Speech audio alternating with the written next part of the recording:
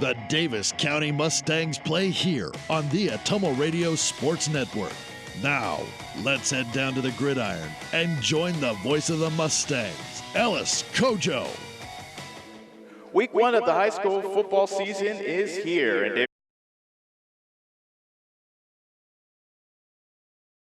rematch of a controversial affair from a year ago. It's Davis County Mustangs versus the Keokuk Chiefs on the Atomo Radio Sports Network.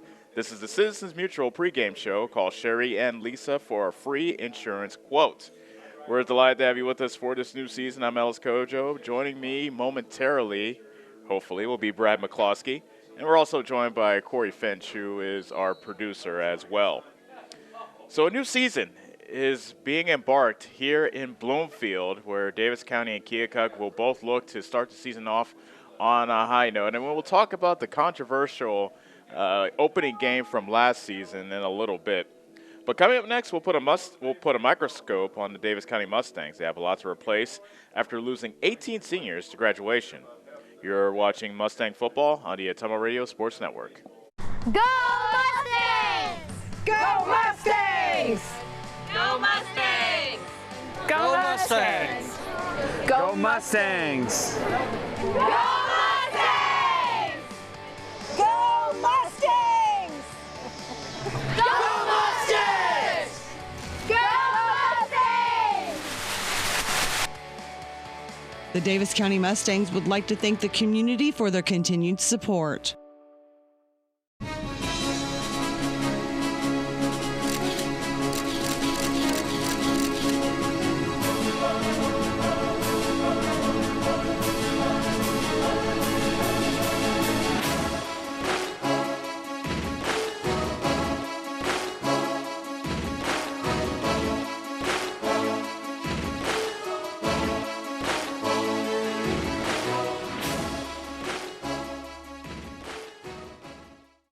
Fly higher.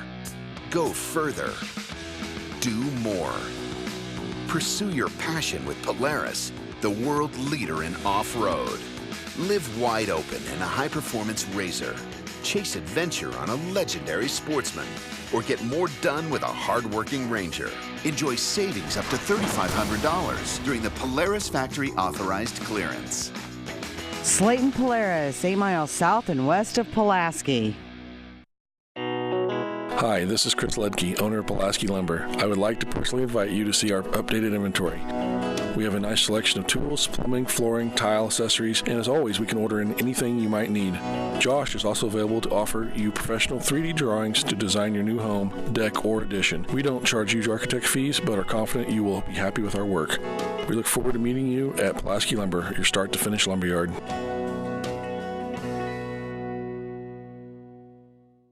The busy farming season is here, and Nutrient Ag Solutions in Bloomfield is the best place to go for all your seed and fertilizer needs. They're focused on one thing and one thing only, providing their customers with the best products and services to grow the best crops possible. Farmers call them today for liquid and dry fertilizers, starters, small seed, and corn and soybean seed. They also offer crop protection chemicals and custom application. See why other area farmers are turning to Bob Lawson and the staff at Nutrient Ag Solutions in Bloomfield, where results in your field are always their first concern.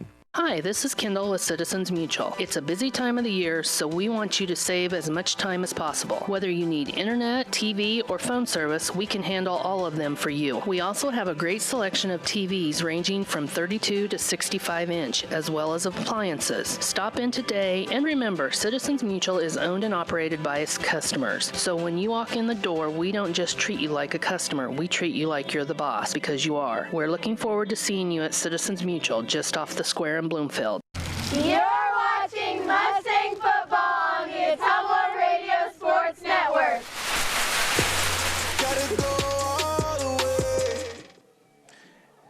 Welcome back to Bloomfield. We're getting closer to the kickoff of the 2019 season. Davis County versus Keokuk on the Atomo Radio Sports Network.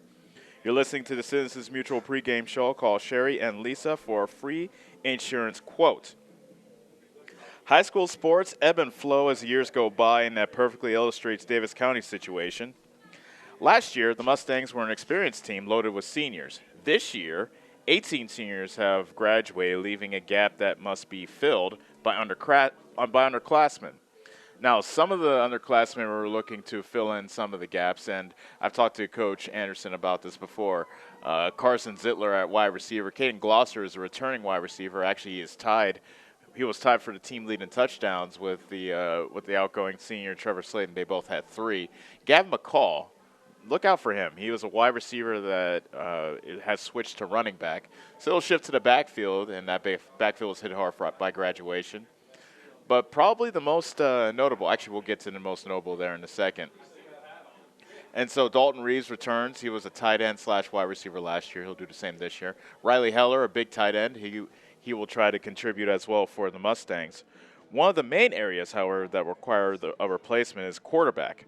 Gone is Draven DeCry, and over 2,100 yards of offense he provided last season. There was a quarterback competition over training camp, and head coach Ken Anderson had to choose between senior Caden Hill and sophomore Caden Glosser. And it turns out that Caden Glosser got the nod, and seeing him in last week's scrimmage, Mater displayed a big arm. So Carson Mater is going to be the starter. Caden Hill, he's still going to contribute. He is probably the Mustangs' top defender, leading the team, tied for the. Actually, no, he led the team last year with 2 interceptions. And so he'll mostly do his contributions on the defensive end. Carson Mater will be one of the backup DBs and also most likely get his lion's share of playing time at quarterback. So thinking about the decision that Coach Anderson made, looking at Hill versus Mater, and it might have been as simple as head coach Ken Anderson didn't want to wear out Caden Hill. Hill will be playing a lot as a safety / linebacker, maybe a bit of a hybrid safety, and that's a pretty strenuous position. And he just didn't want to make him play 2 strenuous positions on both sides of the ball. Now, a lot of guys on Davis County will have to do that, but Caden Hill will probably have the luxury of just playing defense. And same thing with Carson Mater on the other end. He'll just focus on offense, and it's going to be a different looking Davis County offense because, as we said, Draven DeCry had over 2,100 yards of offense. 1,300 of those came on the ground. So he was the primary running threat for Davis County last year. Mater more of your classic drop-back quarterback. So we'll see how Ken Anderson changes his offense to fit his new personnel. Coming up next, we'll discuss the recent history between Davis County and Keokuk, who are our Week 1 foes. You're watching Davis County football on the Ottumwa Radio Sports Network. Whatever your vehicle needs, Rob and the staff at Davis County Tire and Davis County Truck and Alignment in Bloomfield can handle it. Need tires? They sell almost any brand and have the most competitive prices. Davis County Tire also has RV, wheelbarrow, ATV, and farm tires. If it's round, black, and rolls, they've got you covered. Stop and see Rob and Jody and the team today at Davis County Tire, behind Shopco in Bloomfield. Nothing says summer like hitting the open road. Get your vehicle summer driving ready. Cruising to work with the windows open and the convertible top down, going to the local fairs, or taking your much-needed holiday on the open road. Ray's Rapid Lube and Car Wash can get your car summer driving ready. Oil changes to the touchless car wash. Quick car wash to the super car wash. Ray fits in your budget so you can put more in your tank. Ray's Rapid Lube, 301 North Madison in Ottumwa.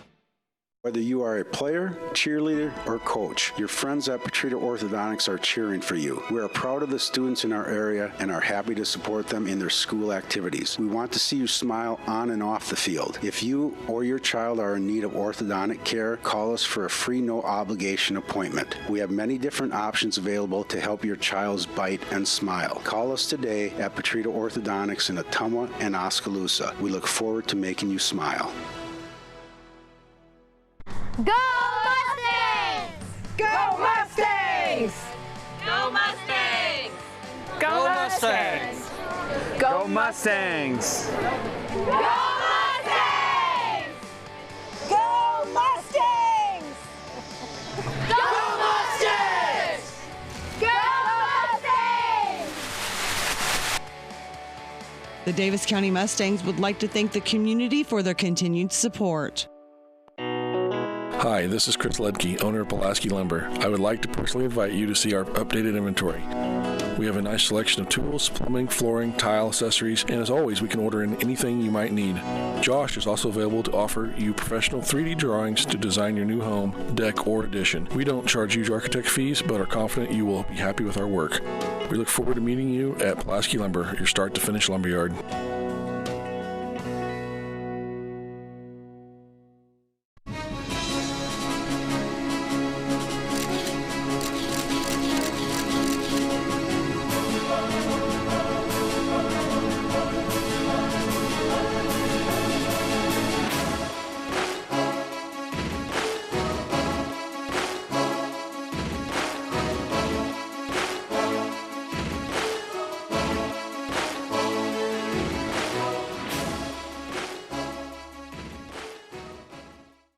Fly higher.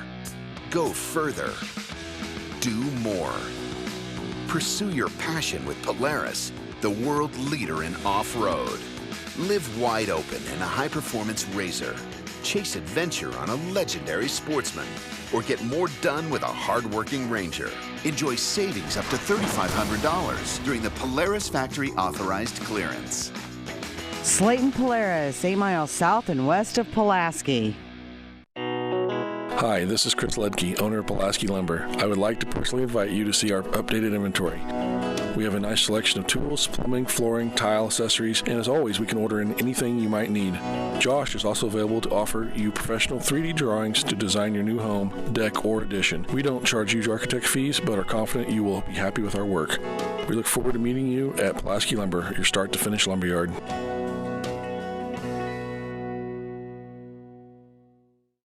You're watching Mustang football on the Ottumwa Radio Sports Network. Everything good, but it ain't sweet, no. The 2019 season opens in Bloomfield. Welcome back to the Ottumwa Radio Sports Network. This is the Citizens Mutual pregame show. Call Sherry and Lisa for a free insurance quote. Tonight's game is a rematch of the 2018 season opener in Keokuk. On the field, the Chiefs grinded out a 21-7 win against Davis County. A day later, however, it was discovered that Keokuk played the game with an academically ineligible player. The result was reversed, and Davis County was declared the forfeit winner by the score of 2-0. That game seemed to change the course of the season for both teams. Mustangs wound up with 3 wins, the most they've had in the season since 2014. On the other side, Keokuk only won 1 game last season.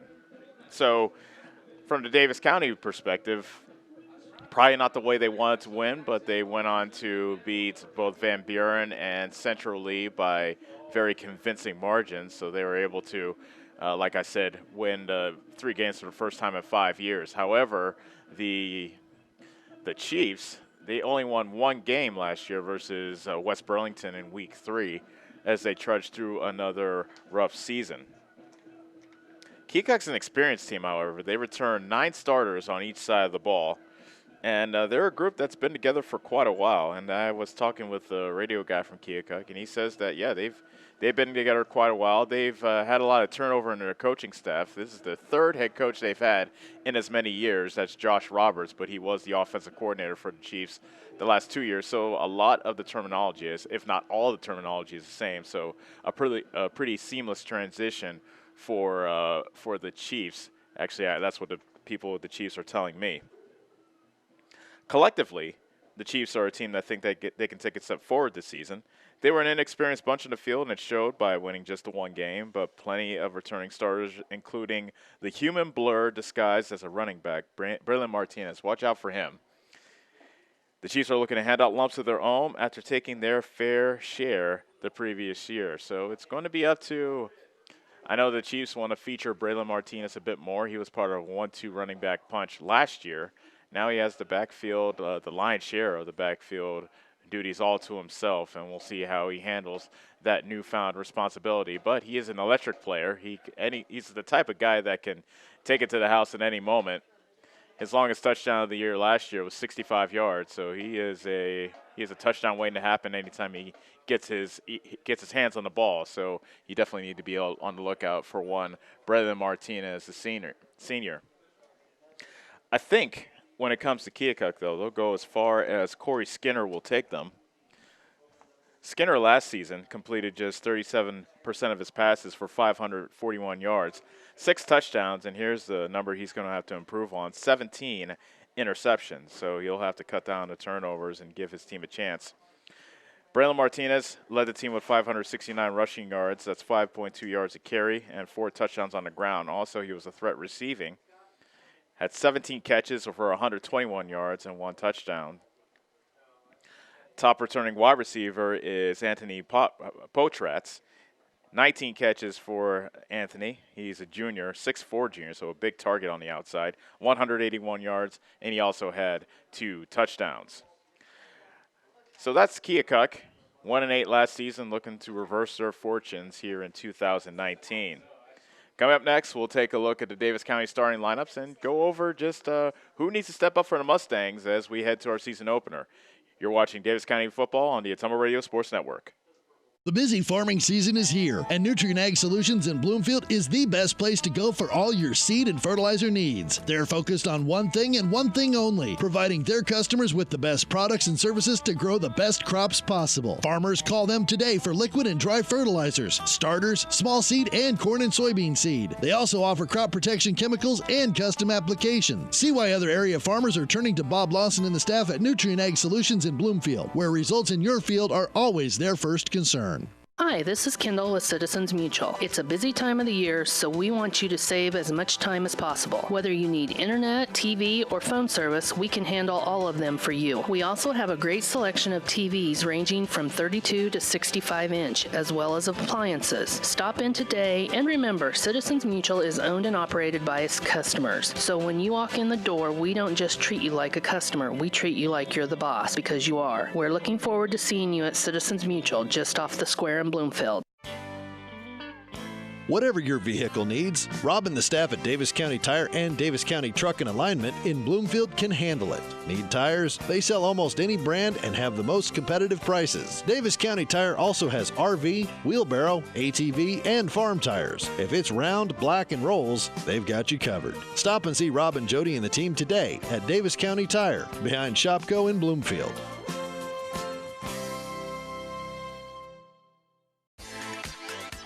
I'm Karsten. And I'm Callie. And we are the Neebs Girls. We would like to personally invite you to our parents' new store on the south side of the square in Bloomfield. Stop in and have them make you a custom shirt, hat, banner, sign, or even your school mascot. They stay open late on Thursdays until 7.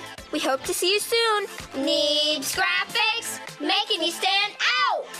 Neebs Graphics on the south side of the Bloomfield Square. At Dixon's Floors & More, we don't mind being different, as long as the difference is better. With hundreds of brands to choose from, including the largest manufacturers in the industry, we transform the volume of products we carry into lower prices for you. Don't start your project without starting at Dixon's Floors & More. Mention you saw this video and receive 5% off your entire purchase at Dixon's Floors & More in Ottumwa. Go Mustangs! Go Mustangs! Go Mustangs! Go Mustangs! Go Mustangs! Go Mustangs! Go Mustangs! Go Mustangs! Go Mustangs! The Davis County Mustangs would like to thank the community for their continued support.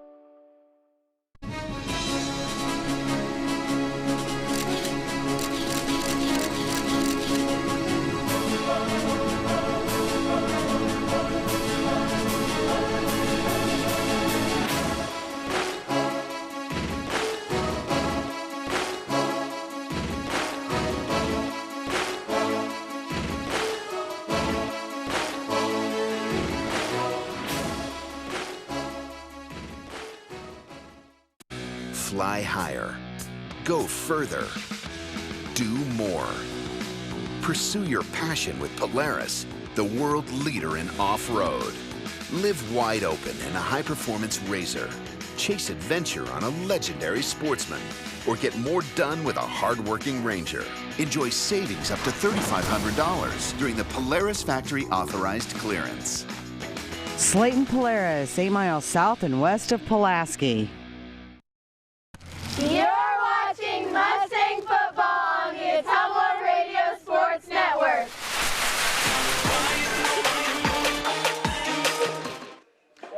And welcome back to Davis County, home of the Mustangs. Ellis Kojo here with you, and we are getting ready for the opening kickoff between Davis County and Keokuk. Davis County, 3 wins last season, looking to improve on their improvement. And actually, you know what? We'll probably have to step away for the national anthem. So we'll step away for the national anthem and be back to continue our pregame thoughts. Brett McCloskey has joined us, but we'll be back on the Ottumwa Radio Sports Network. Hi, this is Chris Ledke, owner of Pulaski Lumber. I would like to personally invite you to see our updated inventory. We have a nice selection of tools, plumbing, flooring, tile, accessories, and as always, we can order in anything you might need. Josh is also available to offer you professional 3D drawings to design your new home, deck, or addition. We don't charge huge architect fees, but are confident you will be happy with our work. We look forward to meeting you at Pulaski Lumber, your start-to-finish lumberyard.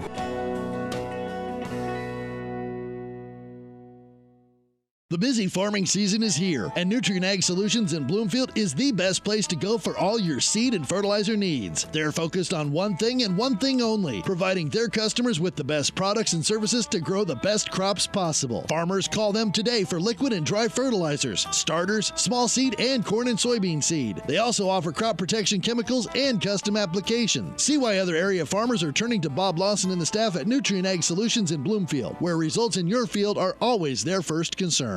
Hi, this is Kendall with Citizens Mutual. It's a busy time of the year, so we want you to save as much time as possible. Whether you need internet, TV, or phone service, we can handle all of them for you. We also have a great selection of TVs ranging from 32 to 65 inch, as well as appliances. Stop in today, and remember, Citizens Mutual is owned and operated by its customers. So when you walk in the door, we don't just treat you like a customer, we treat you like you're the boss, because you are. We're looking forward to seeing you at Citizens Mutual, just off the square in Bloomfield. Whatever your vehicle needs, Rob and the staff at Davis County Tire and Davis County Truck and Alignment in Bloomfield can handle it. Need tires? They sell almost any brand and have the most competitive prices. Davis County Tire also has RV, wheelbarrow, ATV, and farm tires. If it's round, black, and rolls, they've got you covered. Stop and see Rob and Jody and the team today at Davis County Tire, behind Shopco in Bloomfield. John at Collision Corner knows that when you get in an accident and need some work done on your vehicle, you want the process to go smooth and easy. That's why Collision Corner is your best choice. John is a preferred body shop, which means he can work directly with your insurance company. He will handle the claim from start to finish. Collision Corner knows you need your car back as soon as possible, and they will also pick it up and deliver it to you for free. When you have an accident, call John and his team at Collision Corner in Bloomfield, and don't forget to like them on Facebook. Keith's Foods in Bloomfield has been serving the Bloomfield area since 1969 with quality cut steaks, ripe seasonal produce, scrumptious bakery cakes and sweets, fresh dairy products, and of course tasty smoked meats. We also have available hunting licenses, stamps, money orders, and gift cards too. Open till 9 p.m. every day. We pride ourselves in providing small town service in a big way while keeping up with trends and latest items across the country. Yes, Keith's Foods is your hometown grocery store and so much more. Keith's Foods, where we always take your groceries out to your car. Proud supporter of the Davis County Mustangs. Go Mustangs! Go Mustangs! Go Mustangs! Go Mustangs! Go Mustangs! Go Mustangs! Go Mustangs! Go Mustangs! Go Mustangs! The Davis County Mustangs would like to thank the community for their continued support.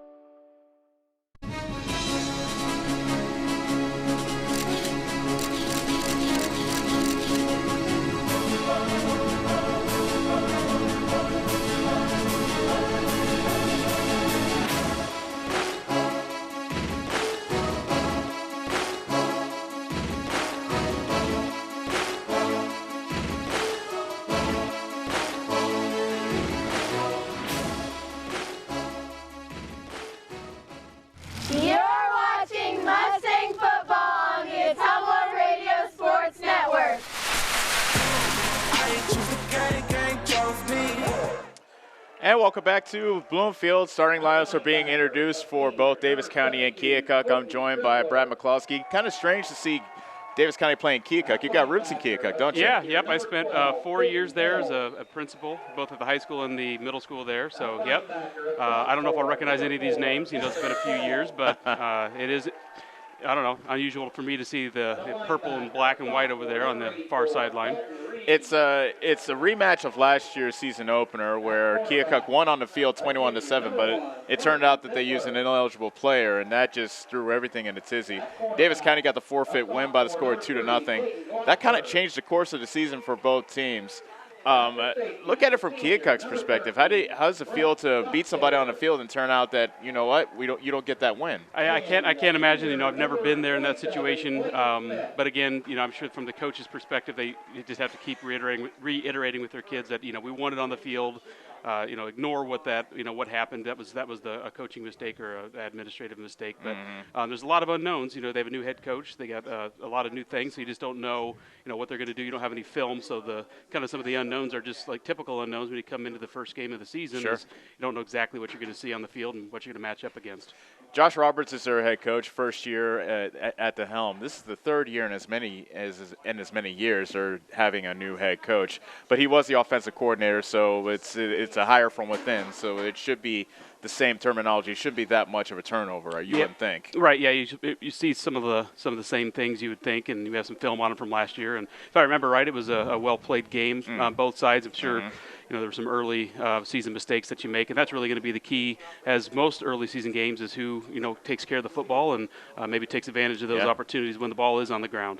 It was a grinded out type of game. Like I said, it was a 21-7 score, a game that wasn't decided until the fourth quarter. And one thing that I remember that Keokuk had, they had that thunder and lightning combination. They had both a big bowling ball of a running back who's now since graduated, but their lightning bug, the guy that was lightning in a bottle, he's a senior this year, Braylon Martinez. He's a dangerous guy anytime he touches the ball. Yeah, and you know, just like with any team, you know, we're going to be playing the game and trying to figure out some roles. They're going to be doing the same thing. You know, I'm sure each team has played a scrimmage. We figure out a few things, but they're going to have to make a lot of adjustments as the game goes on. Let's go to Davis County in decision at quarterback. Carson Mader's going to be the starter, the sophomore. What do you think was behind the thinking of having Mader be the starter? He's got great mechanics. He's got good height, so he can see over the line. We're going to be a very different team this year than last year with the quarterback play that we saw. So I think we're going to see a lot more of a passing attack, and he does. He has good footwork. He worked hard this summer. He's got good height, and they're going to put the other backup quarterback, Caden Hill, to good use in other places. He uses leadership, it sounds like, a lot on the defensive side of the ball. Yeah, Hill is probably their best defender coming back. He led the team with 2 interceptions. He's more of a linebacker/safety, more of a hybrid type of player. So look for him to make a lot of plays, maybe even be that 8th man in the box coming in and then crash and probably stop that run game. Yeah, and, you know, it's good to have leadership with confident guys on both sides of the ball who can kind of direct traffic and be that quarterback, per se, both on the offensive side with Mader and then on the defensive side with Caden Hill. So you need leadership at 2 of those crucial positions, both on offense and defense. All right, so the toss was, they just had the coin toss. Davis County won the toss. They have elected to receive. So we will see the Davis County, and that's pretty much the MO of Coach Anderson. When he wins the toss, he wants the ball. Yeah, and they've done a lot of work this summer. I know the quarterbacks and receivers have thrown a lot of balls, and I heard Carson the other night on the radio talking to you at Meet the Mustangs. There's a lot of confidence there, and a lot of confidence in his receivers to run routes, hit their spots, and for him to put the ball in positions where they can make catches. So it should be fun to see what we have. Oh yeah, I'm excited already just to see the Davis County offense, what they have to offer. They'll be moving from left to right, and as you can see, the offense is the special teams is getting huddled up as we are just getting ready to get started from here in Keokuk. Give us some keys before we get started, Brad. What are you going to be looking for? Just like any beginning of the game, you know, when you're beginning of the season game, you're preaching your kids ball security. You got to take care of the football. If we can reduce mental mistakes and special teams. I've seen a lot of games. I've played in a lot of games and coached in a lot of games where it came down to special teams and making sure you have enough guys on the field and the right people on the field at the right times, make more plays than they do, limit the mental mistakes, and let the chips fall as they may. Back to receive the kick for Davis County is. Looks like that's Caden Glosser as well as Clay Collier. Number 3, Glosser, and number 2, Collier. So we are almost underway, a new season getting ready to get started from here in Bloomfield. Thank you for joining us on the Ottumwa Radio Sports Network as we embark on the 2019 season. Here comes the kick, and off we go. It is a spinner that comes down to Glosser at the 7, running to the right side at the 20 to 25, tiptoeing along the sideline, and he gets knocked out of bounds. Nice return across the 35 to the 37. So that's where Davis County will get started. Not a bad return, Brad. Yeah, good starting field position, and man, what a beautiful night we have here. Oh, just yeah. Zero wind, late, I don't know, what, September, early October feel to the air, just crisp, and great starting field position for hopefully a good Mustang drive. So here comes Carson Mader. Has not thrown a pass, a varsity pass so far this season, so he's embarking on a couple of firsts in his life. He lines up in a shotgun. Gavin McCall is at his right hip. 3 receivers to the left and 1 to the right. Mader with the long count, claps his hands, takes a snap, drops straight back, fires it down the right side. The receiver fell. That was Carson Zittler. That was open along the numbers on the near side at about the 40-yard line of Keokuk, but it's an incomplete pass, second down. Yeah, what a shame. He had a couple steps on the defender there as well and kind of did a little bit of an inside fake to up the seam, tripped over a line out there, which is to be expected early because they get their feet underneath them, but would like to see that one back. Yeah, Carson Zittler is he caught a deep one during their scrimmage against Sigourney Keota, so he looks to be a burner and a good deep threat. 2 wide receivers to each side. McCall shifts to Mader's left, and McCall gets the handoff, running straight ahead. Nope, it's Mader on the keeper, and he gets wrestled down in the backfield by Dylan Jeffers. That is a big loss. Back to the 26. That's a loss of 9. Yeah, we're going to see 2 very similar teams. If I remember right, you know, some of these same conversations from last year, we're going to see very similar styles of offense by both teams, and I'm seeing what I'm guessing we'll see from our team on defense, a 3-man front and a lot of people in the secondary, like quick guys like who just made that play there from the defensive Dylan Jeffers. position. Dylan Jeffers, yeah. Experienced football player. I remember calling his name several times last year. Loss of 11, back to the 26. Third down, McCall with the handoff at the 35, and he squirts forward to about the 40. Still short of the first down as he got a lot of the penalty yardage back. As he was tackled at the 40, that was a gain of 14 for McCall, but not enough for the first down. And it'll be 4th down and 7 coming up for Davis County. 10:40 left to go in the first quarter. Scoreless game, and Zittler is back to punt it away. We have nobody covering our whiteout here for the Mustangs. I'm sure they're going to see that and call timeout. Yep, that's a timeout call by Keokuk. Good call, Brad. As Keokuk, they were not lined up properly for special teams, so that's, you know, see, these are the little things that can, over the period of a game, can really add up when you had to waste a timeout in the first 2 minutes of the game to cover special teams. So again, little things like that could be very beneficial, hopefully down the road here for the Mustangs. The first quarter is brought to you by Davis County Tire, thinking them first for all of your tire needs. So a 3 and out for Davis County, as probably that big 11-yard loss really put a damper on the first Davis County drive, and that RPO, that read option, that's something that only experience will teach you, Brad. Yeah, it does, and they're going up against an experienced player there in Dylan Jeffers, who's experienced at slow playing the quarterback and making the play on the tailback, or the keep in that case, the quarterback. Zittler to punt. Back to receive is Hodges as well as Martinez. A long count, and on 4th and 7, the snap comes back. Zittler puts a boot to it. Coming down at the 30 and grabbing is Martinez, running up the near side, make that the far side, shifts away, runs into his own man, twists away from the friendly fire, and he is down at the 42. Mr. Fisher got tangled up in there too, I saw. Oh yeah, he got some work too. He did. Saw him back on his backside, so he got some action here early in the game. A 30-yard punt, 12 yards on the return. Keokuk will get started from the 42-yard line. You can see how shifty is it Martinez? Yeah, Braylon Martinez. One of their key guys on offense, very shifty there in the punt return as well. So we're lucky to have him get down on the ground. So Corey Skinner comes out.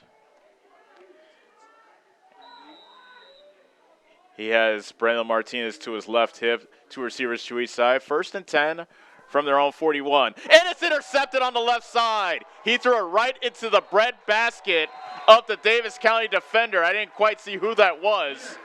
Intercepted by the Mustangs, number 84. That was Dalton Reeves on the interception. He threw that right into Reeves, who it looked like he was dropping back into his zone and just threw it right into his chest. Yes, he did. It was hard to tell if he was a stand-up end or if he was, in a three-point stance and dropped back. But whatever he did, it surprised the quarterback and threw it right in the middle of his shoulder pads. Huge turn of events there. Yeah. So now Davis County takes over from the Keokuk 28. 10:05 left to go. Mustangs look to cash in on the first turnover. Give them a call. Running to the right side. Flag is down, and McCall is down at about the 31. He'll have a loss of 3, but it is a holding call coming up against Davis County. Number 4, McCall, the ball carrier. So we'll have to see if Keokuk accepts the penalty. It was a loss of 3 on the play. And it looks like Keokuk will accept the penalty.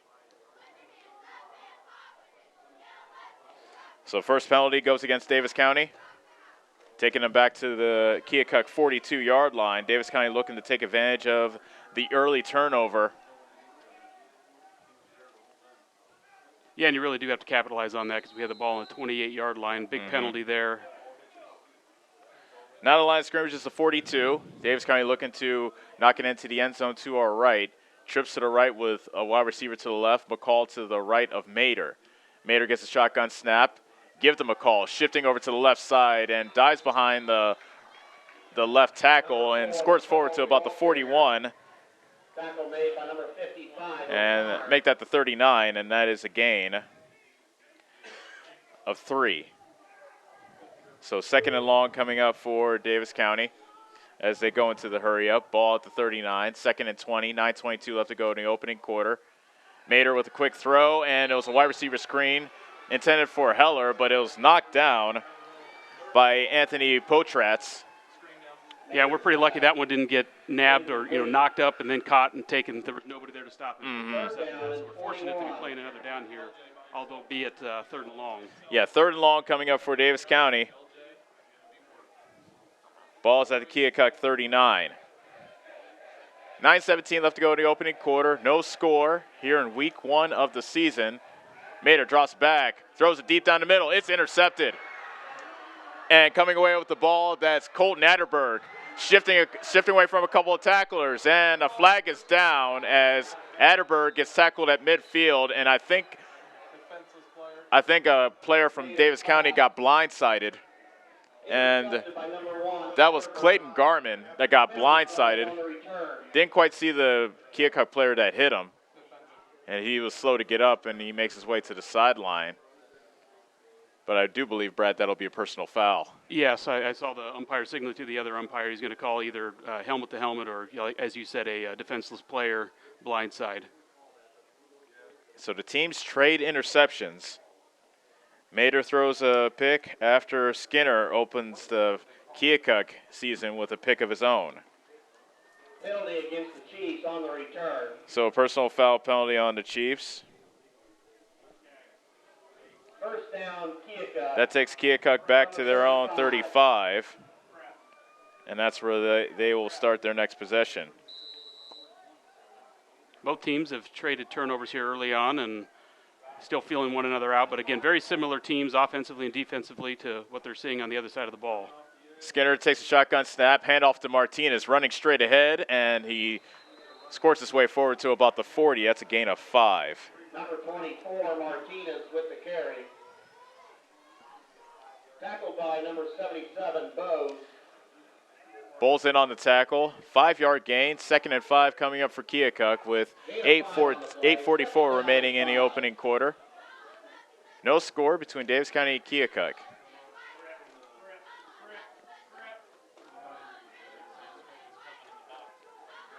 Martinez again gets the handoff. Running wide to the left. Good pursuit by Davis County. Tackles him short of the sticks. He'll be 2 yards short of the first down after a gain of 3. Yeah, that was a nice pursuit. They had a sea of red there. He bounced it out wide. The defender out here on the call side of the field, number 3, it looked like to me. Caden Glosser did a nice job of keeping him in, and pursuit got there, and a sea of red brought him down. Great pursuit. 3rd and 2 with the ball at the 43. Davis County looking to get the ball back on offense. Skinner's in the shotgun. Martinez to his left. Wide receiver to each side. Give to Martinez, and he gets stopped short. Good tackle by Riley Heller. Short of the first down at a yard short at the 44. So big decision early here for Keokuk. Big decision here. You're on the minus side of the field at your own 44. 4th, and it is a full yard for Keokuk. 4th down and 1. And Keokuk looks like they will roll the dice. They want to go for it. Take is coming into motion now. They'll make it trips on the right side with the wide receiver to the left. Looks like it may be a pooch punt as Skinner drops back further, and it is a pooch punt, but a terrible one. Bounces at the 50, then bounces backward into Keokuk territory and down at the 48-yard line of Keokuk. It's about a 2-yard punt when it's all said and done, right? Past the line of scrimmage? Let's see, 4-yard punts. Was it 4? You're close. Mustangs will take over 1st down and 10. So the Mustangs take over 1st and 10 from the Keokuk 48. 6:58 left to go in the first quarter. No score between Davis County and Keokuk. No score, but a lot has been going on in this first quarter, Brad. Yeah, again, there's been turnovers. We've had some mental errors and things that coaches. I still see smiling down there, so coaches expect these kinds of things early in the season. 10 Mustangs from the 47. 3rd possession for Mustangs at the Keokuk 47. The give, and they're getting met right at the line of scrimmage. I believe that was the backup running back, Clayton Smith. Yeah, met right in the hole. Again, for the amount of errors that we're seeing, we're still seeing some good football, some good sticking going on by both teams, and a lot of flying around. So it's definitely football season, and it's good to see and hear the pads popping out there. Actually, that was Doc Tatter on the carry. And he gets a yard to the 46. Mater to throw, tosses it left. At the numbers, it's caught across inside the 45 to about the 43-yard line. Caden Glosser, and that was Glosser on the catch, yeah. Yep, the inside receiver there. So again, a 3rd and call it long medium here for the Mustangs. 3-yard gain for Glosser, and it is, yeah, you're right, it's 3rd and medium. 3rd and 6, so manageable for Davis County. Mater and the rest of the offense look to the sideline, and they get signals from the offensive coordinator, Todd White. 2 receivers to each side. Mater gets a snapback. Rush is coming. Fires. Caught by Reeves, and he gets undercut at the 35, but that's good enough for a 1st down. A gain of 7 on 3rd and 6. Nice route. Nice job hanging on to the ball there. He got hit immediately, got his legs taken out from underneath him.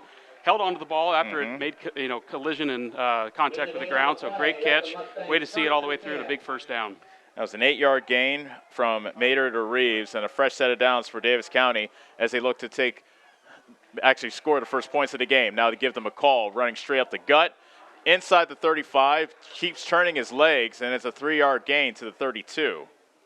Perhaps even the 31. We'll see if they spot it. We'll call it the 32. So a gain of 3 for McCall. Not a bad day for him so far. 2 carries and 17 yards already. No, on 1st down, anything positive like that after a big play, that's what you want to kind of get back in the groove and settle things down a little bit. See if we can't put this one in. 2nd and 7 from the 32. 4:50 left to go in the opening quarter of a scoreless game. Give them a call. And he keeps turning his legs towards the 30, and he stopped just short. Combination tackle made there by Potratz as well as Colby Barnes. And they'll mark the ball just short of the 30. So another gain of a yard and a timeout called by Davis County. So both teams have used the timeout thus far. That will stop the clock at 4:32 left in the opening quarter. Keokuk nothing, Davis County nothing, and I'll be honest, Brad. Coming into this game, I thought Keokuk was a more experienced team, but it's not really showing on the field right now. Yeah, it's difficult. You know, when you early in the season, you haven't probably played game speed. You don't have a lot of film on one another. You probably have a few films from last year, but again, with the new coaching staff on the Keokuk side of the ball, there's just a lot of feeling out that goes on. So there's going to be some of these things that you're going to feel out through the first quarter, maybe even the first half, so you can get in there and make some adjustments. So Davis County, both teams have thrown an interception. Davis County's gotten the better of the field position. Their last possession started at the 28, and then they went backwards, so they weren't able to take advantage of it. They did get a first down on this possession. Nice third down pass, 8-yard pass from Mater to Reeves. Another third down coming up. It's 3rd and 5 from the 30. Yeah, and field position's huge. You know, we're keeping them right where we want them, and we're gaining every time. We're right there where we left off almost last drive. We'll see if we can't get it in. Reeves and Heller on the right side, but he throws it right to Zittler, and it's a high throw. Zittler reached above his head to try to reel it in, but it was broken up by Tajay Mueller. Well, and Mater didn't have a lot of time there to get his feet under him. He had pressure immediately in his face, so our line's got to do a little bit more communicating because the guy came right at the middle untouched. I believe it was number 55 for them, who was Tristan O'Connor again on the blitz. 4th and 5 from the 30. Looks like Mater, looks like he's going to drop back for a punt, and it's a fake. And a fumble Ruski, and it's not fooled by the Keokuk defense. It's not fooled. That was Dylan Jeffers that sniffed it out. It was Glosser that got the carry on the fumble Ruski, and Jeffers sniffed it out immediately and stopped him behind the line of scrimmage and well short of the first down at the 31. So it's a turnover on downs. Keokuk gets the ball. Yeah, there were a few Chiefs that were fooled, but not Dylan Jeffers on that one. You can see him immediately coming down the line, just trying to make his way through the maze to make a play. Not a bad call there, you know, because you risk getting a punt blocked or, you know, missed snap or something. So I don't blame Coach there for trying to do something sneaky, keep the field position where we're at, and hopefully keeping them there. First down for Keokuk. This is their 3rd time with the ball at their own 31. Skinner rolling right. It's a straight quarterback run. He runs into his own man at the 35, bounces off the tackle, loose at the 40, 45, 50, and brought down at the 48-yard line. Big gain there for Jeffers. Big game there for Skinner. Yeah, Corey Skinner showing nice agility there. Made a couple juke moves. Started out to the right, to his right, and kind of came back left. Made a couple juke moves in the middle of the field. Just about took that one to the house. We got him down by his ankles. We're fortunate to live to play another down. He looked very agile on that play. A 21-yard scramble by Skinner. And Keokuk is in Davis County territory for the first time tonight. 3:51 remaining to go in the first quarter. Both teams have a turnover thus far in this game. Skinner hands it off to Martinez, running straight ahead. Gets out of the arm tackle of Gavin McCall. And Martinez dives forward to the 41. And that's a gain of 5. Make that 6 for Martinez. He's not very big, but man, is he quick. Oh, yeah. He just has a sense in the field for where to make his next cut, and you can almost see that he's got that vision that you look for in a good running back. So a good 1-2 punch here out of the quarterback, tailback on this series. The ball is just short of the 42-yard line. 2nd and 4. Martinez again. Bouncing out to the right side along the sideline. Tackled by Zittler at the 33, but it's a first down for Keokuk after a gain of 9. He had a great lead block there for number 44, and I don't see 44 listed on the roster I'm looking at, so I can't give credit to the lead block out of the fullback Callum position. Takis. Okay, Callum Takis. Yes. Great lead block for him. And you can see Martinez again following the block and using his vision to cut off that block. Keokuk has a drive going here. Skinner in the shotgun with Martinez to his left, trips to the left with 1 to the right. 1st and 10 from the 33. Skinner on the quarterback draw. Bounces it, tries to bounce it to the outside on the right, but he gets taken down. Number 18, Skinner with the carry. And with the tackle there, Tackle made by number 27. that was by Clayton Smith. A gain of 3 for make that just a gain of 1 for Skinner. And 2nd and 9 coming up for Keokuk. Skinner back in the shotgun. This time Martinez is to his right. 2 receivers to the right, 1 to the left. Takis is lined up tight to the left. Give to Martinez, running left. Has room at the 30, cuts it up at the 40 and up the near hash. Inside the 20 to the 17-yard line is Braylon Martinez. Another nice job by Martinez there, being patient, waiting for his block to get on the corner. He turned it up. Luckily, our pursuit was able to bring him down, but not after a big gain. Mm-hmm. Yeah, gain of 14 for Martinez, and Keokuk has their first sustained drive of the game. Another first down for the Chiefs with the ball now at the 17. Skinner with the fake. Throws it, it's tipped in, almost intercepted. It went off the hands of the intended receiver, Adderberger, up the middle. And Zittler had a chance to pick it off on the deflection, but he couldn't quite complete the tip drill. Incomplete pass, 2nd and 10. Yeah, I had 2 Mustangs there. One of them tipped it up in the air. The other one just about had a chance at it as well. So Keokuk's fortunate there. That one fell on the ground. Mustangs had a chance. What a big play that would have been. That was the second pass that Skinner threw. Of course, his first pass was an interception earlier this quarter. So Skinner having issues throwing it to the wrong color jersey thus far. 2nd and 10, ball at the 17. Keokuk running, actually it's running right is Skinner. It's a run pass option. Skinner just runs it out of bounds at the 19-yard line. That is a loss of 2. That'll go down as a sack. Great play by Dalton Reeves. He played 2 offenders there, and to string that out, Skinner didn't know where to go because Dalton was playing it so well, and he decided just to take it out of bounds. What a great play. Sack should go to him in the scorebook. That was a great play for him stringing that out. Dalton Reeves, he's just a good athlete. He is a good athlete, yep. You probably saw him a lot in basketball last year. Did. Called his name a lot. Yes, I did. When I was running around out there in stripes a few times. Yep. Heard you heckling me. I was just trying to get you to be impartial. That's all.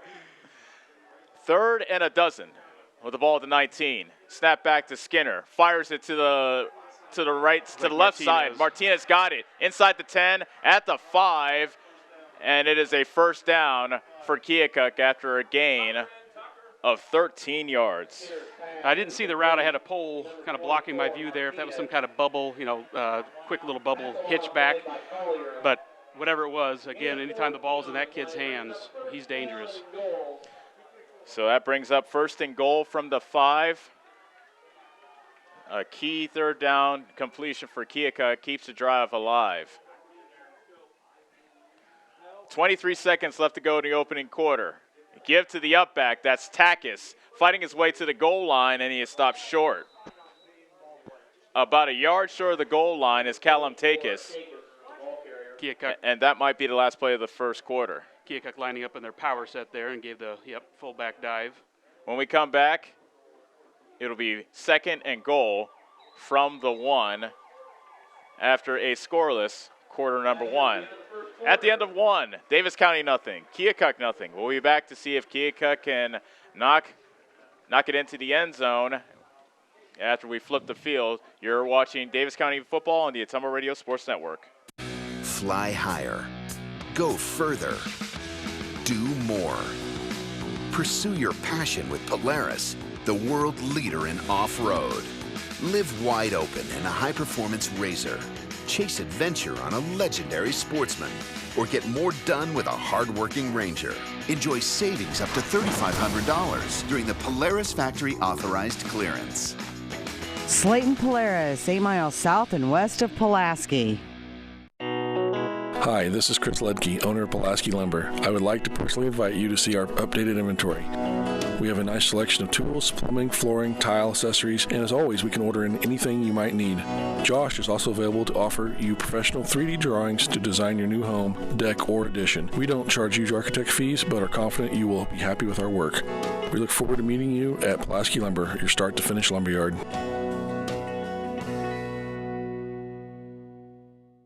You're watching Mustang football on the Ottumwa Radio Sports Network.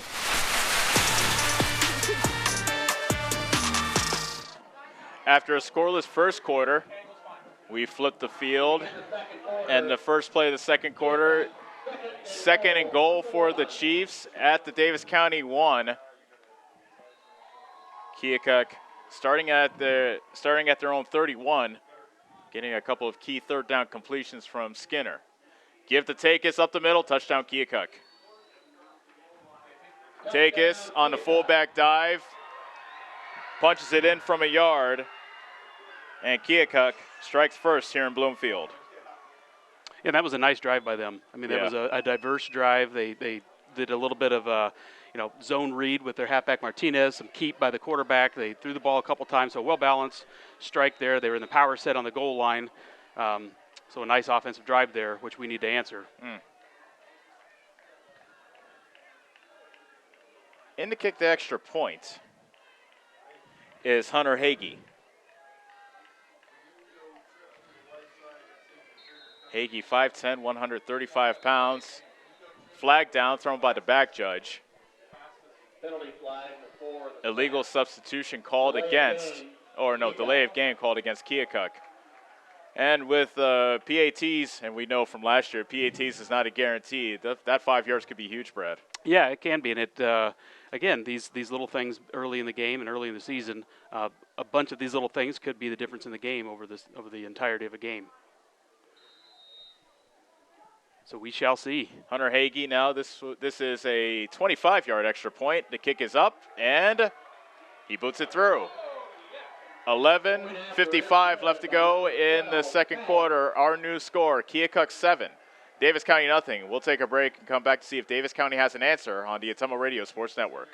The busy farming season is here, and Nutrien Ag Solutions in Bloomfield is the best place to go for all your seed and fertilizer needs. They're focused on one thing and one thing only, providing their customers with the best products and services to grow the best crops possible. Farmers, call them today for liquid and dry fertilizers, starters, small seed, and corn and soybean seed. They also offer crop protection chemicals and custom applications. See why other area farmers are turning to Bob Lawson and the staff at Nutrien Ag Solutions in Bloomfield, where results in your field are always their first concern.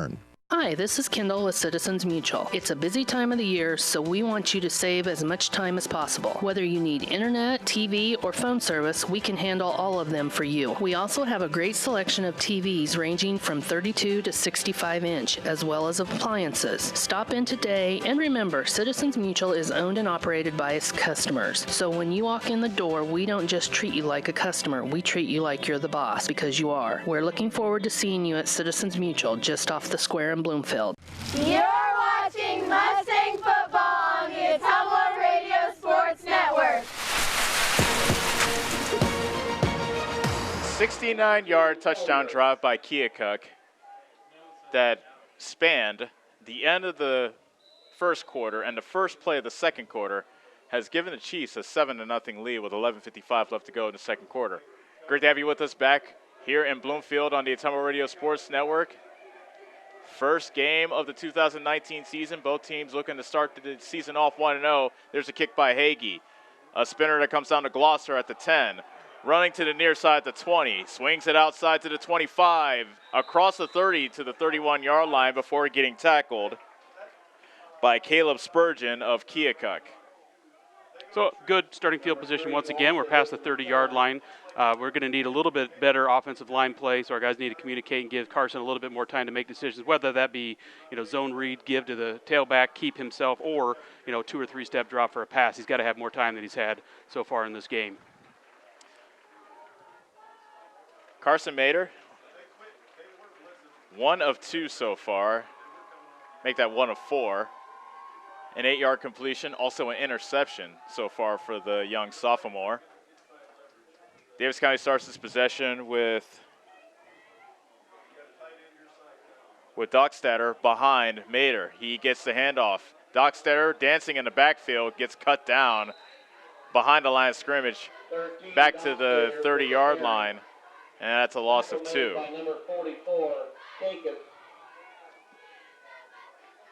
Actually, they'll mark it at the 29, so make that a loss of 3.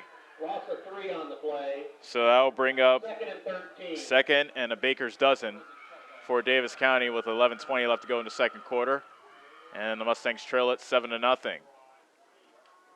Mader gets a snap, Give again to Doc Stater, diving forward as he tries to get behind his right guard. And he is down short of the 30-yard line, maybe a yard. But we'll just call that no gain. Yeah, we're not getting much push right now of any kind to, displace or move Keokuk's defensive line. Right now they're in a 4-man front, so they're stalemating us, and we're just not getting much of a push to get the ball moving forward. So I don't know if we gained anything there. If we did, that was nice of them to say we did. 3rd and 13 from the 29. Mater drops back, lost it, down the field, and it's intercepted. That was a jump ball, and Colton Atterberg located the ball before Glosser did. And Atterberg is down at the Davis County 46. Second interception thrown by Mater. Yeah, and again, he had pressure right in his face, and I believe his throwing arm was hit, which obviously is huge for a quarterback who's trying to get not only his feet, but try to get good arm position to make a throw, and he's just not getting that right now, and his arm was hit as he threw it. Ball was up in the air, and Keokuk came down with it. Keokuk ball at the Davis County 46. They already have a 7-0 lead with 10:30 remaining in the second quarter. A 1-yard run by Callum Takis has been our only score. Skinner under pressure, and down he goes. Back at midfield. Riley Heller sacks him for a loss of 4. Good motor on that kid. We called his name quite a bit last year, too, from the defensive side of the ball especially. And he came from the defensive end position, came down the line, had a swipe at him. Quarterback escaped the first time, but he kept going after him and brought him down on the close side of the field, as we call it here. Good play. Good start of this series. 2nd and 14 coming up for Keokuk. They have a 7-0 lead. Under 10 minutes left to go in the second quarter. 2 wide receivers to the left with 1 to the right, and the give is to Martinez, running it wide to the left. Try to bounce it to the sidelines. He turns the corner, and he almost has a first. Actually, he does have a first down as he gets it past the sticks. And he's finally knocked out of bounds. Looked like that was Hill that finally got him out of bounds at the 34, possibly the 33-yard line.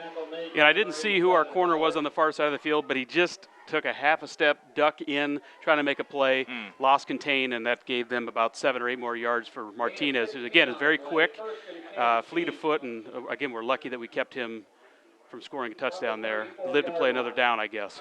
A 16-yard game for Martinez as he is starting to rack up the rushing yards. He's up to 54 thus far. Timeout called by the officials on the field. That stops the clock with 9:07 remaining in the second quarter. Keokuk starting to find their footing a little bit, Brad, after a rough start to the first quarter. Actually, the very first play was an interception, but they've settled down since. Yeah, they've identified something, at least in the call series that they're calling, and here again they try to throw a pass and it's unsuccessful. So if we can keep them thinking they can do that, that may help us keep them out of the end zone. But they're finding something and they're getting in a groove. As Brad skillfully just told us, Skinner had his pass batted down at the line of scrimmage. And I think that was Heller again that got his paw on that pass. So he's been quite active. Has a sack this series, now a deflected pass. 2nd and 10 after an incomplete pass from the 34-yard line. Well, a turnover here would be huge. We need something to change our momentum. Trips to the right for Keokuk, and a timeout called. I don't think head coach Josh Roberts liked the way his team was lined up. Well, there might be an injury. Number 7 looked like the official on the far side was looking at him like maybe he had some blood on his leg. Yeah, that's Anthony Potratz. So Potratz coming out of the game. You're right. Either that or equipment or something, but he was taken out of the game.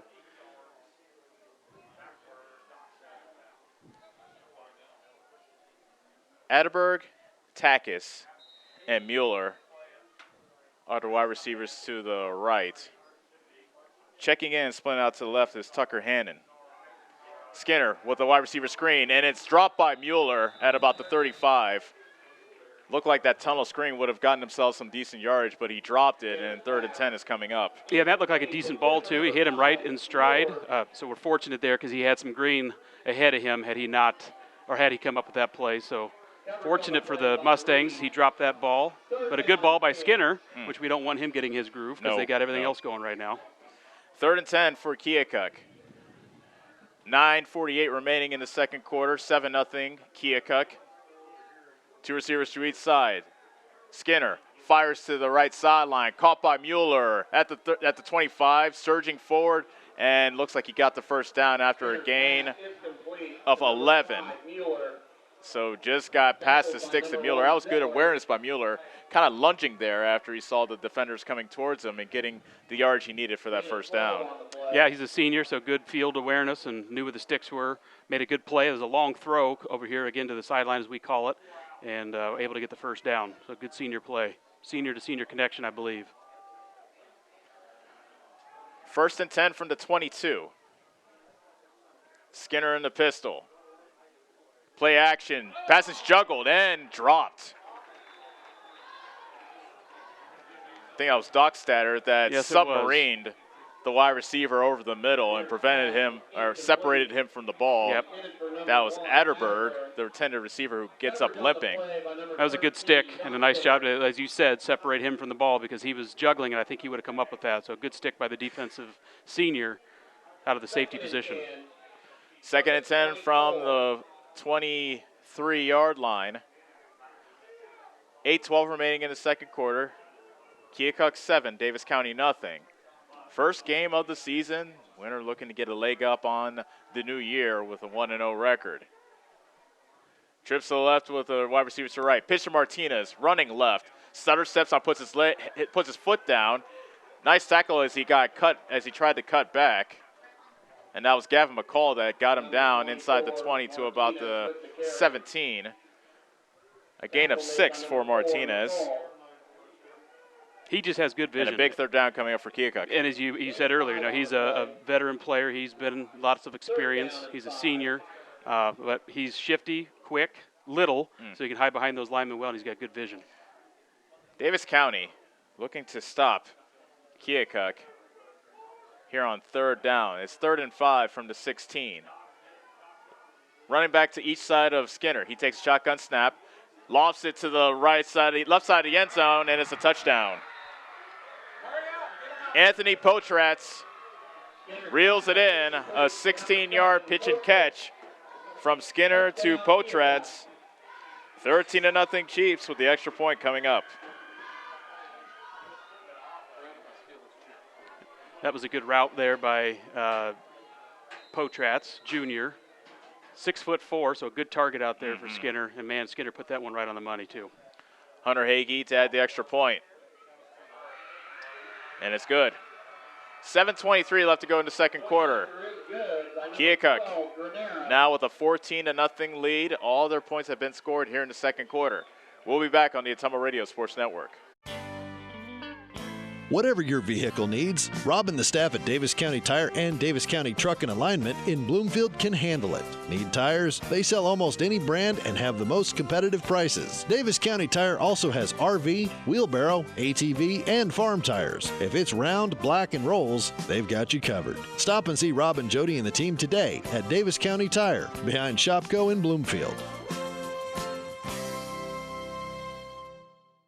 Are you installing a new septic system? The man to call is Jody at Geotech Sand and Stone. They have state-certified septic sand, as well as top-quality black dirt, fill sand, and washed gravel for landscaping. They also have large rocks to add to your landscaping. Geotech Sand and Stone has very competitive prices. Stop out and get a load, or have one of their contractors haul it for you. Call Jody today for more information at 799-1235. That's 799-1235. Geotech Sand and Stone, 3 miles west of Eldon on River Road.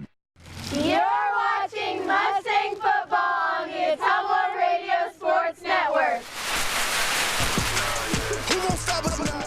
A 54-yard touchdown drive by Keokuk after the Carson Mader interception has made our score Keokuk 14, Davis County nothing. Hunter Hagee getting set to kick this one away, puts a boot to it. This time, it will be Collier from the 11. Running up the far side to the 20. Fights away from the tackle at the 25. Turning his legs and not going down easily, but finally does go down at the 27. Number 2, Collier with the return. So the last, actually, let's go over all 4 possessions, Brad. Punt, interception, turnover on downs, interception. Yeah, we're going to have to, again, I was very impressed last season with our coaches when we had our backs against the wall to, kind of keep the, positivity on the sidelines Sure. and make adjustments. It's, you know that they're going to be able to make those adjustments and communicate with their players, but at some point you have the personnel you have, and you have to have the guys that can block for an extended period of time to let your quarterback make a decision. Right now we're just not getting that. So until we can give him some time to make decisions and good decisions, it's going to be tough to make many plays on offense. You mentioned Mater in that last interception. Looked like he got his arm hit. So that kind of alludes to your point about him getting time to throw. Yep. Timeout, or actually whistle stops play. Yeah, because he's got to have more than 1,000 to make a decision, and he's not getting that right now. And Keokuk calls timeout with 7:12 remaining in the second quarter. 14-0 Keokuk. Great to have you with us on the Ottumwa Radio Sports Network. Beginning of the season, the new 2013 season. Where am I going? I went back about 6 years. 2019 season. Beg your pardon. That was a good year, though. Yeah, it was. It was a good year. Yeah. I think we were all younger back then, weren't we? It was a good year. I remember it fondly. So a touchdown run by Takis, a touchdown pass from Skinner to Potrat. So they're trying to get things clicking on in both aspects, the Keokuk offense. Where do you go if you're Davis County? You're going to have to look at protection. I mean, there's ways you can bring additional protections in the backfield if you have to get into passing situation by bringing an additional back or a fullback in the back to give them some additional time. But again, our coaches are experienced. They're going to make some adjustments and start maybe getting the ball on the perimeter a little bit quicker where they got to be in the open field to make a play. And if they do, great. But our guys are very capable of making plays in the open field as well. So we got to give Carson just a split second more to make decisions. He can make good ones, but we got to give him time to do so. Zittler and Glosser to the left. Heller is lined up as a tight end to the right, and split out to the right is Reeves. Play action. Mater throwing it deep down the near side, and Mater didn't come up with the ball, but he was out of bounds anyway at the 50-yard line. The target there was Zittler. Yeah, that was Junior Zittler. Again, I like that call there because it gets him out of the pocket. They did a boot towards our side of the field, as we call it. Again, if you can get Carson out in open space where he can see and not have the pressure, again, we're going to start maybe seeing some more of that bootleg stuff to get him out in the open where he doesn't have pressure right in his face. 2nd and 10 with the ball at the 27. 7:05 remaining in the second quarter. 2 wide receivers to each side. Looks like we might have had somebody jumping on the Keokuk side. Flags are down. I think we lost a second off the clock as well, if anybody cares. The call is offside against Keokuk. That's their second penalty. Their first penalty, of course, was that blindside block after the first Carson Mater interception. 2nd and 5 from the 32. Mater, wide receiver screen, thrown high, intercepted by Atterberg to the 30, the 20, up the near side, 15, 10, touchdown. Atterberg with a pick 6 for Keokuk. It was a wide receiver screen that Mater threw too high for Glosser. And Atterberg with a 35-yard interception return for a touchdown. And now Keokuk is up 20-0. And that one stings a little bit. And it didn't seem to me like our receiver and quarterback were completely on the same page there. And I could be wrong. It could have just been a great defensive play. I was a little bit blocked here from the full view, but it didn't seem like they were on the same page exactly on the route. Carson overthrew it. Mater overthrew it. And a good play by the defender to be ready when it was overthrown. Hunter Hagee cannot add the extra point as he kicks that one short. 6:52 left in the second quarter. Keokuk, courtesy of the pick 6 by Colton Atterberg, now has a 20-0 lead over Davis County. We'll be back on the Ottumwa Radio Sports Network. It's more than an education. It's more than a degree. William Penn University is alive with opportunity. Opportunity in a diverse student body. Opportunity in a staff that works with your budget. Opportunity in over 30 programs of study. Opportunity in a classroom where your voice is heard. Find your future and the opportunities waiting for you. Start your planning today at wmpenn.edu and see why William Penn University is alive with opportunity. This is Lisa Bell. Hey, all you Davis County Mustang fans. The agents at Northside Insurance are just like you. We support the Mustangs too. We're proud to live in Bloomfield, where we help families like yours with auto, home, business, farm, and life insurance. Get the professional coaching you need to win at life. Give us a call at Northside Insurance in Bloomfield and Centerville today, 664-2362. And go Mustangs! Nationwide is on your side. Nationwide Mutual Insurance Company and Affiliates, Columbus, Ohio, subject to underwriting guidelines, review, and approval. Go! You're watching Mustang football on the Ottumwa Radio Sports Network. 20-0 Keokuk with 6:52 left to go in the second quarter. Kickoff coming to Davis County. And coming to the near side is Gloucester at the 25-30, and he slipped as he tried to cut it up the field. Looked like he was down right at about the 30-yard line. They'll give him forward progress to the 31, and that's where Davis County will begin their fifth possession. Well, we're consistent, at least in our starting field position when it comes to kickoff returns. We've always been kind of in that zone, but we've got to figure some things out in a hurry, and to stay in this game, you almost have to score here by halftime. The new drive starts at the 32-yard line. Mater has 3 interceptions so far today, and he is back in the pistol with McCall behind him. Give to McCall, running straight ahead. Runs over Dylan Jeffers, and he bulls his way forward to the 35-yard line. A tough 3 yards for Gavin McCall. Yeah, that was a nice, strong run. Ran through some veteran players there. We have a Keokuk chief who's slow getting up. That is Jeffers. Yeah, he ran into that. That's the guy that McCall ran over. I hope it's nothing serious. Yeah, it looks like he. Yeah, it looks like he may have something serious happening to him. He got up and then. Looks like it may be leg related. I think it might be, yeah. And the medical staff is out to take a look at Dylan Jeffers. Now, he was highly touted coming into the season as one of the better edge rushers in Southeast Iowa. And this will be a huge loss for Keokuk if Jeffers can't go. Yeah, it absolutely will. He's the anchor on that end, whichever end he's on, typically on the wide side of the field. And an experienced wrestler, too, so he just knows leverage and just has good strength and stamina and a lot of experience to go with it. Jeffers is up, and he's walking off on his own power, which is a good sign. Hopefully for the Mustangs, we can get a few plays here with him off of the field because, again, we could take advantage of that possibly and string together some positive plays, at least get on the other side of the 50. 6:27 remains in the second quarter, and I bet as soon as they spot the ball, they'll wind the clock. But nonetheless, a good hard run there from McCall, not going down on first contact. He got a lot of experience last year at the varsity level. Yep. So one of the more experienced guys we have on offense, especially in terms of handling the ball. So good run by him. 20-0 is the Keokuk lead. Give again to McCall.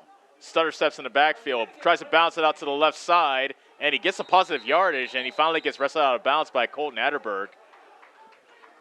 Short of the 40-yard line. He gets shoved out at the 39. That's a gain of 4 for Gavin McCall. So we got a 3rd and manageable here. And that was kind of interesting. I was watching, there was a Keokuk player trying to run off the field, so I assumed they had too many guys. They did not. So they played that with 10 guys. We had a decent positive play. Let's see if we can push for a first down here. 3rd and 3 for Davis County. McCall behind Mater in the pistol. Whistle stops proceedings. And I think one of the defensive linemen for Keokuk did not have their chin strap secured. So the referee says, get that chin strap, young man, and then we'll get things going. 3rd and 3. Play action. Bootleg. It's Mater running right. Throwing. It's caught. It's a first down in Keokuk territory. Nice diving catch by Dalton Reeves at the 46. Again, I'm happy to see that we're adjusting, which I knew we would. He got him out in space. Carson's able to have some time and make decisions. The defensive end bit on the play action to McCall. Carson gets out in space, makes a good, confident throw to Reeves. Move the chains. An 18-yard pitch and catch from Mater to Reeves takes it to the 48 of Keokuk. 1st and 10. It was early movement on the backfield. That was Clayton Smith that moved early. He flinched, and I thought they might not have caught him, but they did. The referee threw the flag, and it's a false start against Clayton Smith, the backup running back, and out he comes. And Ken Anderson with hands on his hips. If looks could kill, Ken Anderson might be behind bars. You expect a few of those, but you just hope they don't happen in big plays or big situations like that where you have a good positive play happening. Now you kick yourselves back 5 more yards and come out of the hole a little bit. 1st and 15 with the ball back in Davis County territory at the 48. The give is to Dockstader, and he surges forward, gets the penalty yardage back, and then some. A 7-yard gain to the 46. Yeah, he's not a real big guy. Well, I don't know what his weight is, but that was a nice, powerful run to keep his legs churning there.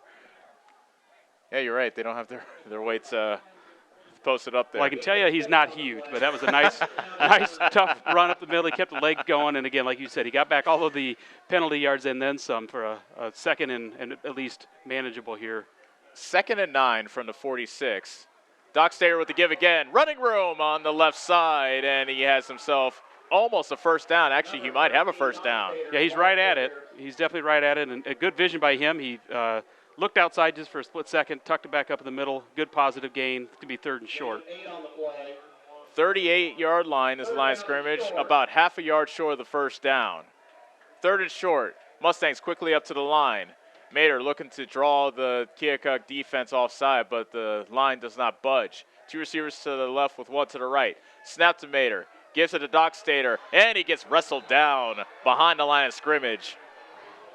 Anthony Potratz has a touchdown catch in this game, and now a tackle for loss back to the 40. 3rd and 3, make that 4th and 3 coming up for Davis County with 4:11 remaining in the second quarter. They trail 20-0, the Mustangs do, and a timeout is called by the Mustangs. Yeah, a smart timeout from a veteran staff. In terms of years experience from the Mustangs here, to talk this over. This is a crucial first down that they need to gain here before halftime. Try to keep this drive alive. So you saw a little bit of, you see more running. There was a big 18-yard connection between Mater and Reeves, so maybe a little bit more confidence for the sophomore Carson Mater after throwing 3 interceptions here earlier in the first half. So a good drive so far for Davis County. And down 20-0, you have to think they're going for it on the plus side of the field. Sure, yeah, and I expect that they will. And, you're seeing them get out in space. They're rolling him out. They realized and they recognized early that the protection up front was not giving them what they needed for him to make sound decisions. So they're getting him out in space. The penalty hurt right after the big gain on the pass play to Reeves. You could see the next play was going to be a rollout towards us, which had been to Mater's left to get him out in space, and they had something going, but a penalty stalled out their drive. 4th and 3. The line to make is the Keokuk 37. Glosser and Zittler are to the left. Reeves is wide to the right. Heller is the tight end, lined up tight to the right side. McCall is the running back. Mater takes a snap, hands it off to McCall, puts his head down, first down and more as he gets twisted down, and a flag is down as well. Inside the 35 to the 33, a gain of 7 for McCall, and we'll check on the penalty. I will be interested to see what that penalty was, but I see the umpire tucking the flag back in his pocket. So I wonder if there was no penalty. Okay. Hopefully. Yeah, they pick up the flag. No penalty, but a first down for Davis County. And a big first down. Yeah. Davis County looking for their first points of the night, down 20-0 with under 4 minutes left to go until halftime. Mater in the shotgun on 1st and 10. Gets the snap, hands it off to McCall. Bouncing out to the right, shakes a tackle, still on his feet, and surges forward inside the 30 to about the 26-yard line. McCall does not go down easy, Brad McCloskey. No, and he has, he's short, he's squatty, but you can tell that he's put in some time in the weight room this summer because he looks like he's powerful, and he is. That's a very good point you just brought up because head coach Ken Anderson says that Gavin McCall is probably his hardest worker, always in the and it's showing so far because he's definitely not going down from those arm tackles, and he's driving through several of them. 2nd and 4 from the 27. Mater to throw, lofts it down the middle, intercepted by Adderberg again. At the 10, twisting down at the 15. Now he's loose at the 30, and he gets decked by McCall at the 32, and a flag is down. Whew. McCall what a stick for laid McCall. the wood on Adderberg. That's the 4th interception thrown by Mater. We had a block in the back on the return after the interception on Keokuk, so that's what that penalty flag is going to be. I was glad that it wasn't thrown to McCall because I was worried a little bit about helmet to helmet. There's nothing there. McCall was you don't want a guy to make a good tackle like that in that situation because it comes after an interception. But Exactly. what a stick he had on that play. That was quite the hit that McCall laid on Adderberg. And you're right, an illegal block in the back on the interception return.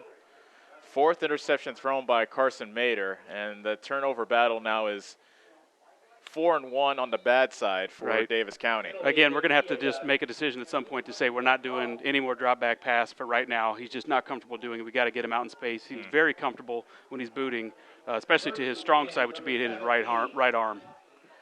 1st and 10 from the 17 with 2:54 remaining in the second quarter. Keokuk with a 20-0 lead and the ball. Martinez with the give. He gets it up to the 25, still on his feet, and he reaches the ball out to the 30-yard line, and that is a gain of 12. Make that 13 and a first down for Keokuk. Well, I can tell you both these teams are not going to be brought down by arm tackles. Martinez ran through several there. He's not a big guy, but he uses his leverage and his vision very well to avoid those arm tackles and ran through a couple of them there. 1st and 10 for Keokuk. Moving from left to right here in the waning moments of the second quarter. 2:20 left to go in the second frame, and the Keokuk Chiefs have a 20-0 lead over Davis County. The white-clad Chiefs line up with 3 wide receivers to the left side and 1 to the right. Skinner in a shotgun with Martinez to his left. Skinner, fade pattern, right side, almost intercepted by Zittler. He had a better shot at it than the wide receiver Potratz at about the 35-yard line of Davis County. A very nice defensive position there. He stayed over top, kept his eyes on the ball, and as you said, it was his ball all the way to play, and he just about made a great fingertip catch there, going back over his shoulder. After an incomplete pass, it is 2nd and 10 from the Keokuk 30. Ball situated just to the outside of the middle of the field, here towards the near side. Trips to the left with 1 to the right. Skinner looking left to throw. Fires it deep down the field for Martinez. He got held, and there's the flag. The pass was incomplete, but looked like that was, I don't know if that was Caden Hill or, no, that was Dockstader. That reached out and grabbed. Not a bad play, really, because he was beat, and I think he knew it. And they made a connection that he saw earlier. So actually probably a smart play because, again, that one had everything written on it that might go all the way. So a smart play actually to make a hold there to keep him from scoring a touchdown. So instead of giving up a 70-yard touchdown, it turns out to be a 15-yard penalty to the Keokuk 45-yard line. 3rd penalty for Davis County. From the 45. And 1st and 10 for Keokuk from the 45.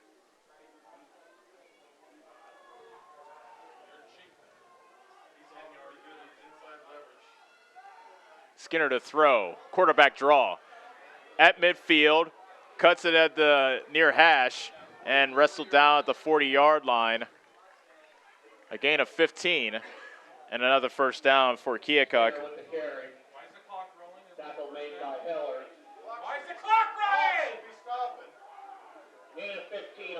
Clock moving, 1:25 remaining in the second quarter, and referees stop the clock and now run it.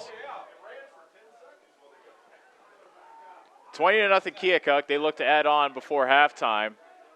4 receivers out for Skinner, who rolls left. Under pressure, fires. It's caught by Adderberg at the far numbers, and he gets wrestled down at the 25. Another 15-yard gain. Yeah, and an awkward tackle there. You can see the Keokuk player. Looks like it's Colton Adderberg getting up limping, kind of brought down back over on the back. kind of probably strained his knee a little bit, so you see him hobbling after the play. The new line of scrimmage is a 24-yard line, under a minute left to go in the second quarter. Keokuk looking for points before halftime. Skinner on the option, running to the near side, and he's wrestled down from behind by Riley Heller. At the 23, just a gain of 1, and Keokuk will burn their second timeout.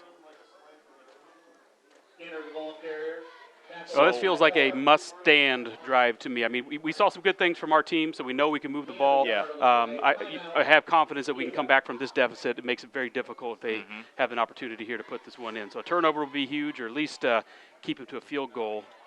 And looking at it from the Keokuk standpoint, if they can punch it in here, they get the kickoff to begin the second half. Yeah, and you're feeling pretty good. They can really make this game get out of hand quickly. Yep, they're feeling pretty good. We've had opportunities. We just have turned the ball over, and we had a nice drive there. Saw some powerful running. Just got to dig deep here and see if we can keep them out of the end zone and get to half and regroup. Second quarter is brought to you by Dixon's Mattress. Don't think twice about calling them for a great mattress. Get a good night's sleep at a great price. Call Darren at Dixon's Mattress today. 42 seconds left in the second quarter. 20-0, Keokuk. A touchdown run by Takis, a touchdown catch by Potrats, and an interception return for a touchdown by Atterberg have been the Keokuk scores. Two receivers to each side for the Chiefs. Skinner back to throw, under pressure, dances away from the tackle, now throws it deep to the end zone, touchdown. Wide open in the end zone was Tajay Mueller, all alone in the right corner of the end zone, and a 24-yard pitch and catch, and Keokuk strikes again. That was all Skinner.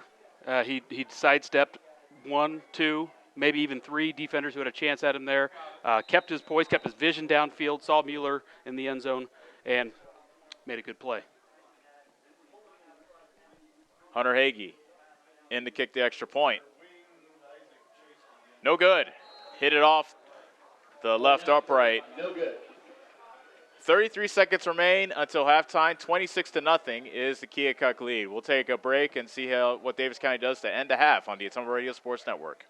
Go Mustangs! Go Mustangs!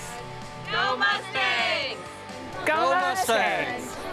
Go Mustangs! Go Mustangs! Go Mustangs! Go Mustangs! Go Mustangs!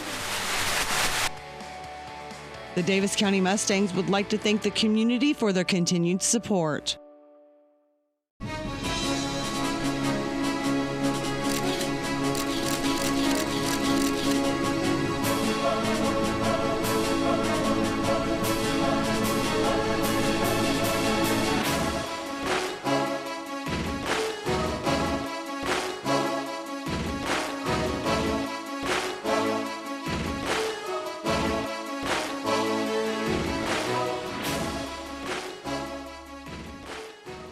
You're watching Mustang football on the Ottumwa Radio Sports Network.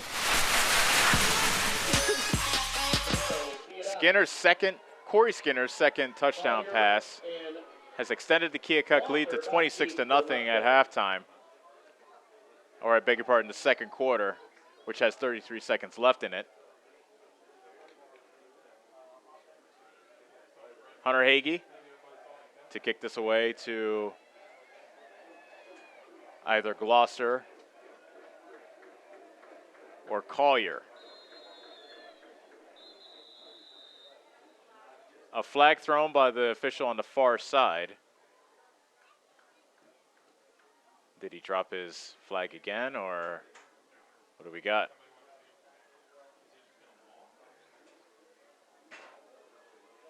A delay of game against Keokuk. They took too long to kick the ball away. That takes them 5 yards back to the 35. So this should set up a decent return, Brad. That would be nice if we could take one deep here to give us a chance at a couple strikes at the end zone. We need something positive to happen here. It would be huge for momentum. And there's a kick by Hagee, a line drive. And it's ran up. It's dropped by Collier, but Glosser runs at the 30, at the 40, gets around the kicker at the 50, still on his feet at the Keokuk 40, at the 30, now being dragged by his teammates inside the 30 to the 29-yard line. Well, there we go. Had a little foreshadowing there from us. He got some help from Clayton Smith, the backup running back, who dragged Glosser about 5 more yards inside the Keokuk 30 to the 29. Yeah, well, we like our 30s. Unfortunately for us this time, it's on the other side of the 50 for our 30. So, again, a couple chances here to see what we can do right before halftime. Great return. Big momentum shift. Let's see if we can do something here. The drive starts at the Keokuk 29. Davis County has 2 timeouts remaining and 16 seconds remaining on the clock. Caden Hill is now in at quarterback. Trips to the right, one to the left. Hill, back to throw. Lofts it to the far side, and it's incomplete. A miscommunication. Heller was cutting it towards the middle on the post, and it looked like Hill was throwing the corner. And it was almost intercepted by Skinner. Yeah, definitely not on the same page there. So we're fortunate Skinner didn't come up with that one on the, like you said, the corner route, while the receiver was going to the post route. That took only 5 seconds left, so 11 seconds remain. Davis County looking to get on the board before halftime, down 26-0. Trips to the right with one to the left. Hill under pressure, and down he goes. Dylan Jeffers is back in a big way. And a flag is thrown as Jeffers flexed his muscles a little bit after the sack. He was tackled at the 42-yard line and may have had a little bit of extra something to say there. He's, I think that's what the kids call, he put some stank on it. Yeah, he did. He may have showboated a little bit there. Wasn't on the field to see it, but again, not much protection happening from the Mustang front.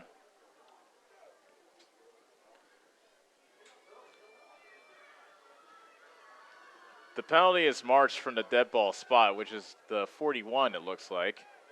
A 15-yard penalty, and that puts them within Hail Mary distance down to the 26-yard line. Unsportsmanlike conduct called against Keokuk. So Jeffers got the sack, but also had a costly had taunting a penalty there, called against him. Yeah, sportsmanlike. Which at this level they don't have much tolerance for any kind of showboating. 5 seconds left until halftime. Ball at the 26-yard line. And a timeout called by Davis County. A good timeout because it was one of those cases where they were going to spot the ball and then wind the clock. Ken Anderson decides to call a timeout, settle things down so they can snap the ball in their own terms. And not lose any more time or field position here when, again, we're not getting much protection up front. So I'd like to see, our quarterback maybe get on the perimeter and see what Hill can do on the perimeter, as we saw Mader earlier do some damage when he got out in space. Definitely can't sit in the pocket because right now our protection is just too shaky to do that. But we have an opportunity. What do you say we have on the clock? Is it still 5 11 seconds? Down to 5 seconds. We have a chance for one shot at the end zone. We'd like him to get out in space and at least have a two-way go. Mm-hmm. If it's not open on the pass, maybe he can run it and see what he can make of it. And on the other side, you think that Keokuk will be playing all of their guys back, right, to try to anticipate that very thing. Tough first half, though, for the sophomore who got the start. Carson Mader, 4 interceptions, and now he's been replaced by Caden Hill, who almost threw an interception on himself. So I don't think it's all on the quarterback. We'll talk about that a little bit later. But we have one final play. Officially, this will be 3rd and 6 from the 26. Hill in the shotgun. 4 wide receivers will be out. Hill with the pump fake. Now runs with it. And he gets tackled down at the 21-yard line as time expires. And that will do it for the half.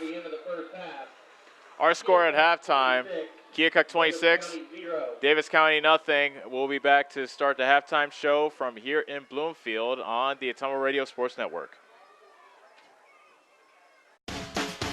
Attention Southern Iowa, do you need a better night's sleep? Maybe it's time to get a new mattress. Dixon's Mattress Outlet in Bloomfield has the most competitive prices on new mattresses in all different sizes. Darren sells camper mattresses, commercial bedding, rollaways, special order sizes, bed frames, and mattress protectors. Call Darren today and he'll meet you at the warehouse. Dixon's Mattress Outlet, 641-664-3060. That's 664-3060.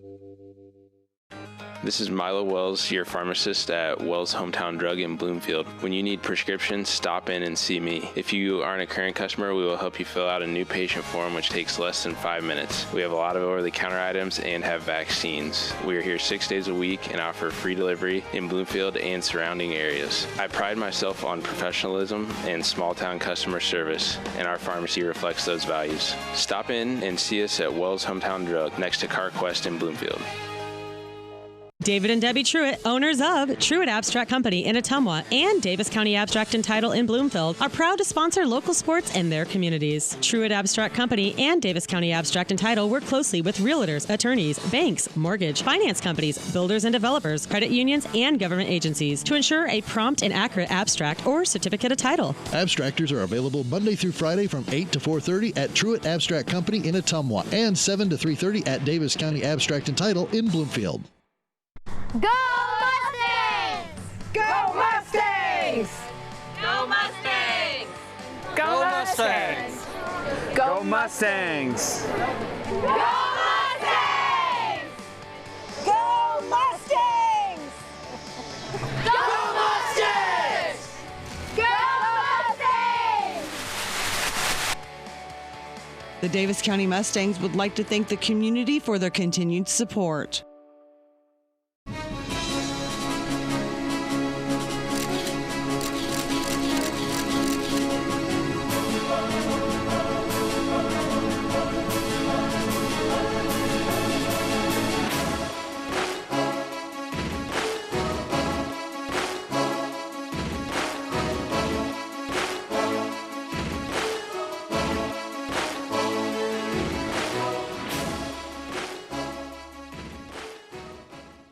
Nothing says summer like hitting the open road.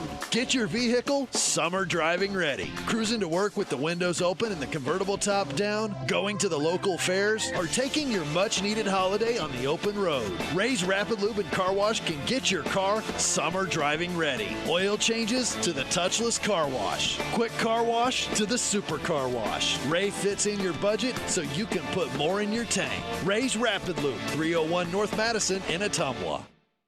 You're watching Mustang football on the Ottumwa Radio Sports Network. Halftime show is brought to you by the Panos Dance Studio. Call Tiffany to get your senior pictures and family pictures taken today. Check them out on the Panos Dance Studio page. So we are back in Bloomfield. A tough first half for Davis County. Mustangs trail it 26-0, and all 26 points have been scored in that second quarter. A scoreless first quarter as both teams were kind of feeling out each other, Brad. And then it just, I think the turnovers just caught up with Davis County. Yeah, and just a lot of new guys on the field and new positions, lack of experience, and the only thing to really combat lack of experience is getting experience. So it's hard to see your first action at varsity at that speed. I remember the first time that I played too. It's just a different speed. There's a different physicality, and there's nothing that can prepare you for it again except for game experience. So Davis County, things started off well for them. They had to punt the first time they got the ball. Keokuk got the ball, and the very first pass, Corey Skinner throws an interception to Dalton Reeves. And you're thinking, okay, well, he takes it down to the 26. They weren't able to convert there, and I think that's really where the game turned. If Davis County was able to get some points there, we might be looking at a different game. Yeah, and this game's still not completely out of reach because both teams are no huddle, so they don't waste a lot of time, doing stuff on the sidelines. They're pretty quick to get to play, so there's still time to get some quick strikes. And we saw a couple good drives when we made some adjustments when Carson Mader was rolling out. I expect to see more of that, and I expect to see them do some different things with the backs in the backfield to give some better protection if they continue to want to be in the pocket. So I'm not writing this game off just yet, but we have some work to do if we want to claw back into this thing because turnovers right now are like you said, they're really, really hurting us. Keokuk has scored on a 1-yard run by Callum Takis, a 16-yard pass from Corey Skinner to Anthony Potratz, and then a an interception return for a touchdown by Colton Ederberg, and then a 24-yard touchdown from Skinner to Mueller. And that last touchdown, that was a case where a couple of Mustangs had a chance to get that quarterback on the ground. They couldn't, and it was kind of a scramble drill. The secondary lost Mueller, and he was wide open in the right corner of the end zone. And again, veteran play there by Skinner to keep his vision down the field, saw the target in the end zone, and Mueller, who's a senior, did a good job scrambling to continue to find space and stay open, and Skinner found him in the end zone. But again, we had opportunities to bring him down, and when you have those opportunities, you have to capitalize, and we weren't able to. Now, I thought that Braylon Martinez will play a big role in this game, and he's shown up, but he has not reached the end zone yet.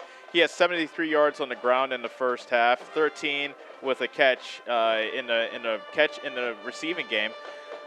It seems like Davis County's done an okay job containing the running game. It's really been the passing that's hurt the Mustangs there in the first half. Yeah, his impact has still been felt because you have to account for him. So when you do account for him, that opens other opportunities up, and Skinner's capitalized on that when we've had to make sure that we know where Martinez is at and keep him bottled. That kind of dictates what kind of defense you play. And when you do that, you get guys in the box to try to stop him, opens up some of the passing opportunities, and we saw Keokuk take advantage of that. Skinner last season threw 6 touchdowns, 17 interceptions. Today, 2 touchdowns, 1 interception. He's only a junior, so he seems to be, growing into his role. And you see the maturity. Even after that first interception, he was able to shake it off and keep on going. Well, yeah, and as you said, with the offensive coordinator being promoted to the head coach this year, he knows the offense. I'm guessing they haven't changed much. I'm seeing very similar offense and offensive play calls that we saw last year. They don't have the big running back that they had because they had more of the scamper back and the experience at the quarterback position. I'm up here in the booth, and I see a couple coaches that I know coached back in 2007 when they won the state title in Keokuk. So they're back on the staff. So you have experienced staff guys who are good up here in the booth. They're making adjustments. Our coaches are going to have to make a few adjustments, and let's hope the second half we can put a few up on the scoreboard and make this thing interesting. You got to feel for Carson Mader. The sophomore got the start, threw 4 interceptions, and then got taken out of the game. Caden Hill replaces him. Do you go back to Mader? What do you do if you're Ken Anderson? Yeah, he's a good athlete, and we didn't get a whole lot out of the backup there, Caden Hill. But he didn't have he only had a couple opportunities to do those. So I guess it really comes down to, as they scheme and readjust at halftime, what is the vision for the offense? And not all of those were Carson's fault. He took a lot of pressure. You take a couple hits as a young guy with your first varsity experience. You feel those, and when you're in the pocket and you don't have much time to make a decision as a young guy, you're going to make bad decisions. 26-0 is our score. Keokuk out in front of Davis County. We'll take a break, come back, and Brad McCloskey, you, sir, have a homework assignment. You're going to devise some halftime adjustments for Davis County.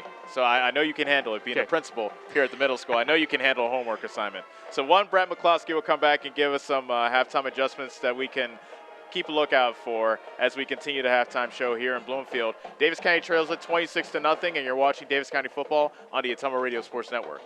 Whether you are a player, cheerleader, or coach, your friends at Petrita Orthodontics are cheering for you. We are proud of the students in our area and are happy to support them in their school activities. We want to see you smile on and off the field. If you or your child are in need of orthodontic care, call us for a free, no-obligation appointment. We have many different options available to help your child's bite and smile. Call us today at Petrita Orthodontics in Ottumwa and Oskaloosa. We look forward to making you smile.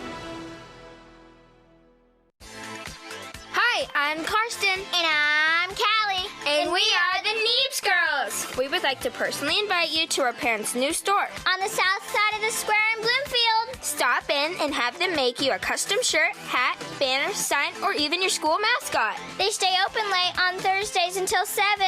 We hope to see you soon. Neebs Graphics, making you stand out. Neebs Graphics on the south side of the Bloomfield Square. At Dixon's Floors & More, we don't mind being different, as long as the difference is better. With hundreds of brands to choose from, including the largest manufacturers in the industry, we transform the volume of products we carry into lower prices for you. Don't start your project without starting at Dixon's Floors and More. Mention you saw this video and receive 5% off your entire purchase at Dixon's Floors and More in Ottumwa. John at Collision Corner knows that when you get in an accident and need some work done on your vehicle, you want the process to go smooth and easy. That's why Collision Corner is your best choice. John is a preferred body shop, which means he can work directly with your insurance company. He will handle the claim from start to finish. Collision Corner knows you need your car back as soon as possible, and they will also pick it up and deliver it to you for free. When you have an accident, call John and his team at Collision Corner in Bloomfield. And don't forget to like them on Facebook. Keith's Foods in Bloomfield has been serving the Bloomfield area since 1969 with quality cut steaks, ripe seasonal produce, scrumptious bakery cakes and sweets, fresh dairy products, and of course, tasty smoked meats. We also have available hunting licenses, stamps, money orders, and gift cards too. Open till 9 p.m. every day. We pride ourselves in providing small town service in a big way while keeping up with trends and latest items across the country. Yes, Keith's Foods is your hometown grocery store and so much more. Keith's Foods, where we always take your groceries out to your car. Proud supporter of the Davis County Mustangs. Are you installing a new septic system? The man to call is Jody at Geotech Sand and Stone. They have state-certified septic sand, as well as top-quality black dirt, fill sand, and washed gravel for landscaping. They also have large rocks to add to your landscaping. Geotech Sand and Stone has very competitive prices. Stop out and get a load, or have one of their contractors haul it for you. Call Jody today for more information at 799-1235. That's 799-1235. Geotech Sand and Stone, 3 miles west of Eldon on River Road. You're watching Mustang football on the Ottumwa Radio Sports Network.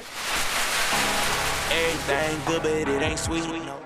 Taking a look at the Davis County Band playing in front of us for the halftime show. Welcome back to Bloomfield. Davis County trails on the scoreboard by the score of 26-0 to Keokuk. You're listening to the Panos Dance Studio halftime show. Call Tiffany to get your senior pictures and family pictures taken today. Check them out on the Panos Dance Studio page. So, Brad McCloskey, as the Avengers theme is playing in front of us, very well, by the way. When they played, I was like, okay, I'm digging this. Yeah, you knew it instantly. Yeah, exactly. Well, I'm a bit of a nerd, full disclosure. Hey, good movies. I've seen them all. All right, my man. All right, I knew I liked you for a reason. So, halftime adjustments for Davis County. Down 26-0. Seen some promises. They've been able to move the ball a little bit. They've made a few plays on defense. What do you do if you're Ken Anderson?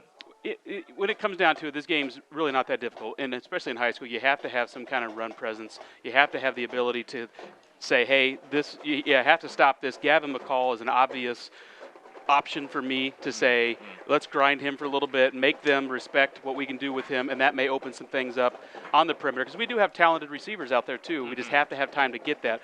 But when all we're doing is living in the pocket and we're not maybe establishing the run as much as we could, you can look across to the other side of the field and see what they've done with Martinez, with his presence, where we've had to respect him as that little scat back and a powerful little runner when he has to be.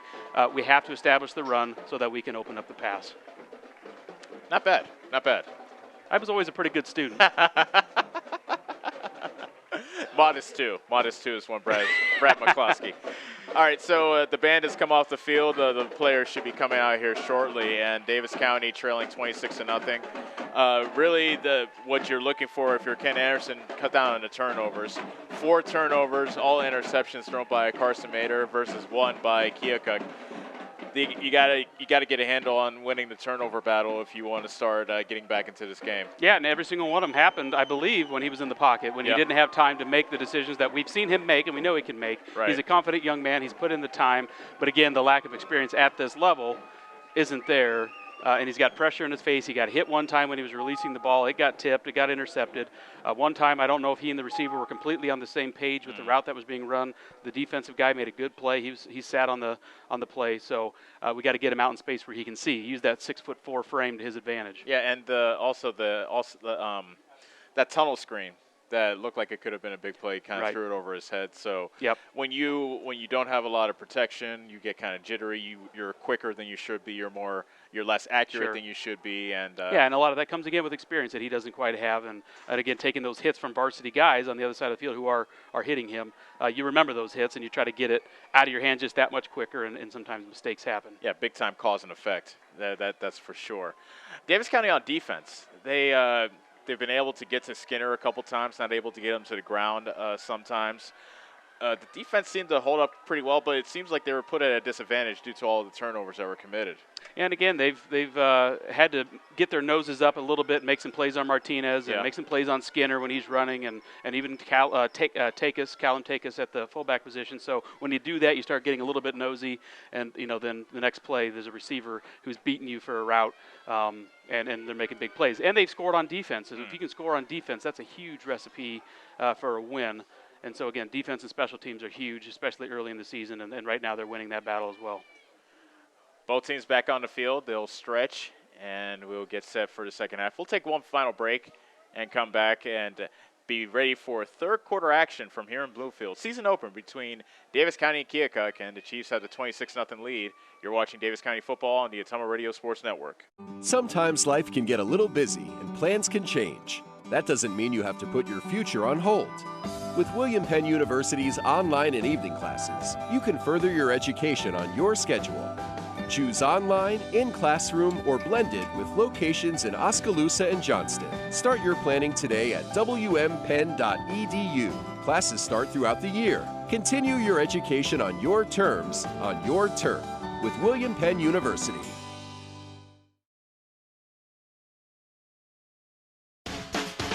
Attention Southern Iowa. Do you need a better night's sleep? Maybe it's time to get a new mattress. Dixon's Mattress Outlet in Bloomfield has the most competitive prices on new mattresses in all different sizes. Darren sells camper mattresses, commercial bedding, rollaways, special order sizes, bed frames, and mattress protectors. Call Darren today and he'll meet you at the warehouse. Dixon's Mattress Outlet, 641-664-3060. That's 664-3060.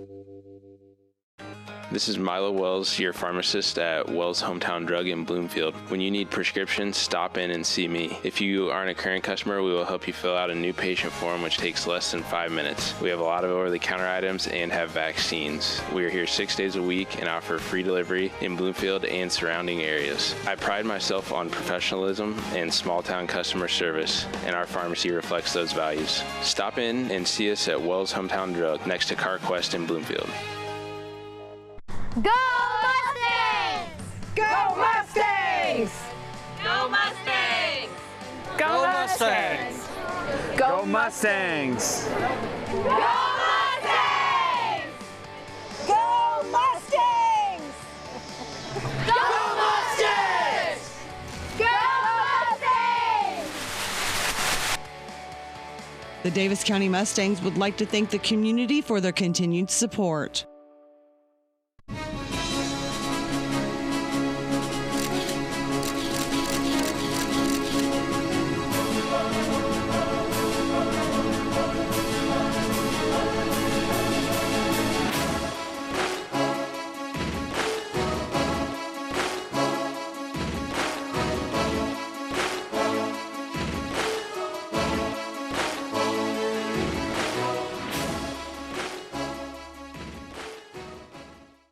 You're watching Mustang football on the Ottumwa Radio Sports Network.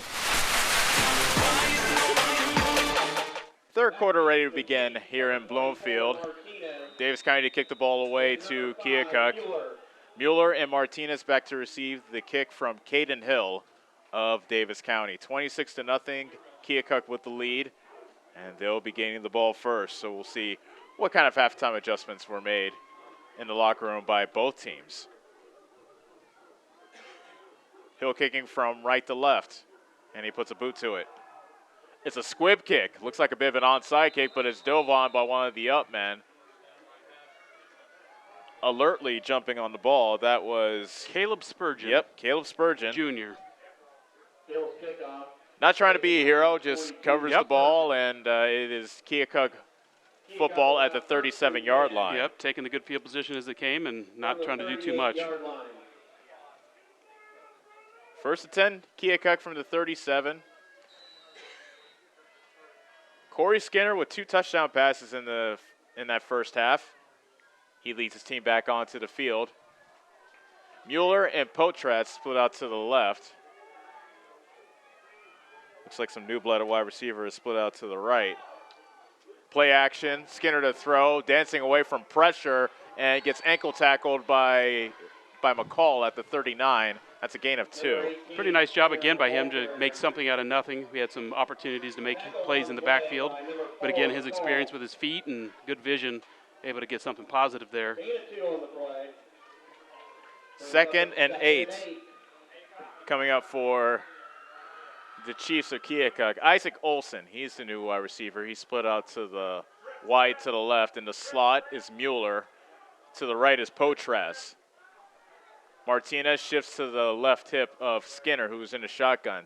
2nd and 8 from the 41. Skinner rolling left under pressure from Hill, and he gets hit right at the line of scrimmage and dragged down. Hill and also Heller. Looked like Heller, yep. Heller made a good stick out there. Did a nice job again stringing it out from his linebacker/defensive end position if he was standing up there. Looked like he was down on the line, but a good play again from the senior. Only a yard on a gain, and a big 3rd down here coming up for the Davis County defense. If they can get off the field, maybe they can get a little bit of momentum. They absolutely have to get the ball back as soon as you can and do something positive with it on offense to stay in this ball game. 3rd and 7 from the Keokuk 40. Trips to the right with 1 to the left is the wide receiver alignment. Skinner to throw. Quick pass to the left. Pass is caught. That's Takis out of the backfield, and he dives to the midfield stripe, and that's a 1st down and on a gain of 10. Skinner's pass is complete to number 44, Takis. And Takis 10 on the play. 1st and 10, Keokuk from the has 50. another Keokuk 1st down at the midfield stripe. 10-17 remaining in the 3rd quarter. Keokuk has a 26-0 lead. 1st down from midfield. Flag so that on looked the like play. False start. There was actually a rolling false start a little bit ago that got missed. I'm glad they caught that one because it was actually the same player. Which I saw Martinez move. Who did you see? I saw number 60 on the which would be the left tackle. That was Zachary Glasscock. So, yeah, actually, there were a couple people that we saw move. The referee could have picked anybody, really. Yep, and I've seen it on our side of the ball that hasn't been called, too. So, you know, this time they got That's the right one call. thing that really bugged you last season, them not calling the rolling start. You yeah, saw that unless a it's few again times. against us, then I'm okay with them missing it and giving us a head start. But when it's against them, we want it called. Duly noted. After the 5-yard penalty, 1st and 15 from the 45 is a fake handoff. Skinner keeps it himself, gets tackled by McCall into Davis County territory, but it's a 15-yard gain to the 40-yard line and a 1st down for Keokuk. Well, he showed good speed there, too. Yes, he did. We haven't quite seen the vertical speed yet out of him because he's been more shifty left to right, you know, juking. But that time kept it, was reading. Somebody on the defensive line kept it and showed great speed up the middle by number 18, Corey Skinner. Fresh set of downs for Keokuk. The new line of scrimmage is Davis County 39. Ball resting in the middle of the field. Takis and Potres are split out to the left. Mueller and Olsen are to the right.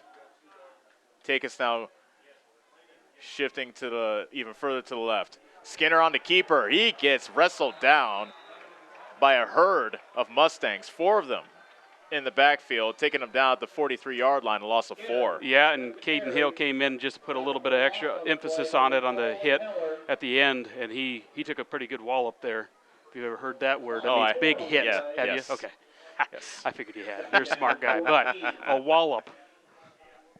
I always appreciate when you diversify your vocabulary, Brad. I try to because I catch myself using the same word, so you make sure you call me if I do. Okay. I'll mix it up. Yeah, I'll be your watchdog. 2nd and 14 from the Davis County 43.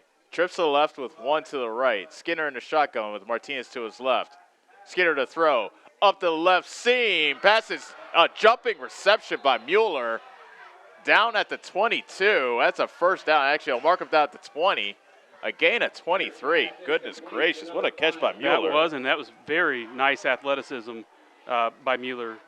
Jumping off the left foot, almost like he was going up for a layup. Got some decent height on that one. Went up to get it and made a great play. Yeah, he got stride. Yeah, he got some height on that. Yes, he did. 1st and 10, Keokuk. And it looks like Corey Skinner's come out of the game. The backup quarterback, Ryan Leffler, is now in. So for some reason, Corey Skinner, the starting quarterback, went to the sideline. So Leffler, the backup, took the snap, but a flag is down, and it's probably a delay of game. Nope, it's a false start. False start against Keokuk, and that's their 2nd false start on this drive. And we'll try to keep an eye out for Corey Skinner, who's having himself a good game. 2 touchdown passes so far. And, yeah, he's coming back in. Coming back in right now. So I don't know if it was an equipment issue or if he, who knows. Anyway, he's back in, and we would have rather had a little more of a break from him because he's having himself a game. Yes, he is. Takis and Potras are the wide receivers to the left. Olsen and Mueller to the right. Now Takis comes into motion, and he'll come to rest behind the offensive line in the backfield. Skinner hands it off to Martin. Nope, Skinner keeps it. Throws it deep down the middle, and it's overthrown, incomplete. Mueller was open at the end zone, down the seam, and Skinner overthrew him. Incomplete pass. Second down coming up. Intended for number 5, Mueller. Coverage on the play by Zittler. Brings up a second down, 15. Second and 15 from the 25. 7:40 remaining in the third quarter. 26-0 is our score. Keokuk is out in front. And they're just being very methodical in what they're doing. They are just trying to, well, the clock is stopped with the. Yep. Well, and they found a pattern of things that are working. They're mixing up the pass. They're mixing up the zone direct read snap to Martinez, running wide to the right. Dances away from a couple tackles, gets taken down from behind by Heller. Inside the 20 to the 19-yard line, a gain of 6. Number 24, Martinez, the ball carrier. Tackle made by Heller. So another big third down coming up. 3rd and 9 for Keokuk. And that's the one real benefit of this no-huddle offense is it allows your offense to really catch their breath, take your time, again, diagnose exactly what play you want to run. You don't have to worry about guys running in and off the field, and they're being very methodical with their offense right now. Mueller coming into motion. Early movement along the lines. I think that was a Mustang that moved. I believe you're right. That'd be my guess. That was Dalton Main, I believe, number 79. Yep, got into that encroachment zone. Yep, and that's exactly what happened. In the higher levels, they let you jump back, but if you jump across on the high school level, they'll call you for upsides, and Dalton Main is guilty for the infraction there. That makes 3rd and 9 into 3rd and 4 from the 19. Make that the 14. Skinner in a low snap. He might have gone down to a knee, but they don't blow it dead. Throws over the middle. It went off his hands, and it's intercepted by Zittler, and he comes to a slide in the end zone for the touchback. A big takeaway for Davis County there. Takis couldn't quite reel it in. Zittler, this time on the tip drill, he gets it in. Second interception thrown by Skinner. 1st and 10, Davis County. Yep, and a smart play by a junior player there, but again, a veteran guy to go down in the end zone, not try to do too much with the ball, get out of the end zone. Great play. Smart play by the junior. Now we'll see who comes out as the quarterback. It looks like it will be Caden Hill. So Carson Mader remains on the sidelines. He started the game, but now Caden Hill will try to lead the Mustangs back. Down 26-0 with 6:37 remaining in the third quarter. 2 receivers to the right with 1 to the left. McCall is the running back to the right of Caden Hill, who's in the shotgun. Hill claps his hands, takes a snap, puts into the belly of McCall, running wide to the left. He gets battered down by 3 Keokuk Chiefs, including Jeffers and Mueller, and we have a Mustang down. Ooh, I think that might be McCall down at the 21. I lost the view of him, but it looked like he went down kind of awkwardly, and I was kind of surprised there wasn't a penalty there. I saw a hand on the face mask as they went out of my view. I hope he's okay. A timeout has been called on the field, and yeah, McCall is on his back, and he looks like he's in pain. That would be a big loss for Davis County if he can't continue. McCall being a stalwart both in the backfield of the offense and also in defense as he is a starting linebacker.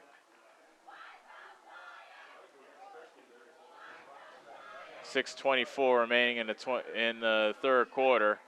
26-0 is our score.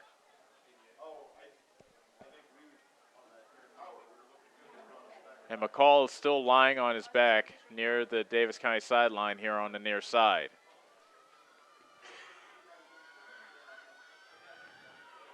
And now it looks like he's ready to get back up. and he is limping. Looks like he's favoring his left leg. Gets a nice round of applause from the Davis County faithful.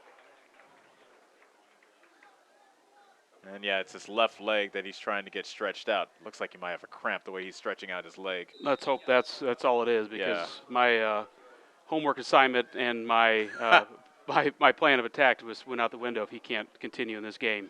2nd and 9 from the 20, so McCall got a yard on that carry. Hill in the backfield, and he gives it up to the running back, and taking it to around the 30-yard line. That was Dockstader. Right at a first down. I don't know if they are going to give it to him or not. It should be the way the if he touches the 30, that should be a first, because it was a touchdown, a touchback to begin the. Correct. So if it's on the line, it should be. 3rd down and 1 if he didn't make it. Oh, they moved it back a bit. So that's a full big bit, yard now. not a full yard back. Yeah, compared to where they had spotted it. It's 3rd down and a full yard at the 29-yard line. Just need to get to the 30 for a first down. Dockstader, nope, it's Hill on the keeper. Gets twisted down beyond the sticks. Still on his feet. Hill not going down easily. Across the 35 to about the 36. And it's a 6-yard gain. Make that a 7-yard and a first down for the Mustangs. Very nice play there. Good job to pull it and keep it. Fooled me. Yeah, and fooled me too. Got a big first down to keep the drive going, and let's hope we see Gavin back in here in a little bit to give a different look from what we're doing with our current running back, which is a good job of Gavin being a little bit more of the power back to give him that look too. There's not a wide receiver covered. Now they do down here at the near side. Running play. Dockstader gets a little bit of running room across the 40 to the 43-yard line. A pickup of about 4 for Dockstader. Yeah, we're not wasting any time, which I like. You know, got to keep them from knowing exactly what we're going to run and give them a little bit less of a chance to line up on D.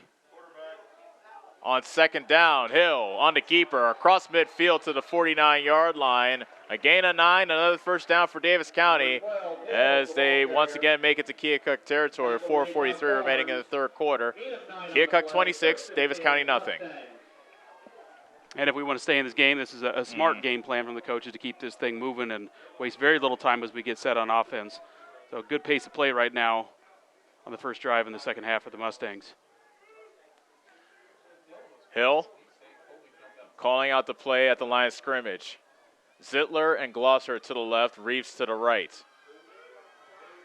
Play action. Hill to throw, has a man on the sideline, and it's incomplete on the left sideline. Mueller broke it up near the 25-yard line. A flag is down on the far side towards the line of scrimmage. Actually, it's down on the far hash. Mueller's having himself a good game, too. He's all over the field. Offense is a big target. Defense making some good plays. Yeah, he has a touchdown catch, and right there he has a pass deflection. And Davis County will be penalized here. Let's get the official call. It's holding against the Mustangs. Holding, Davis County.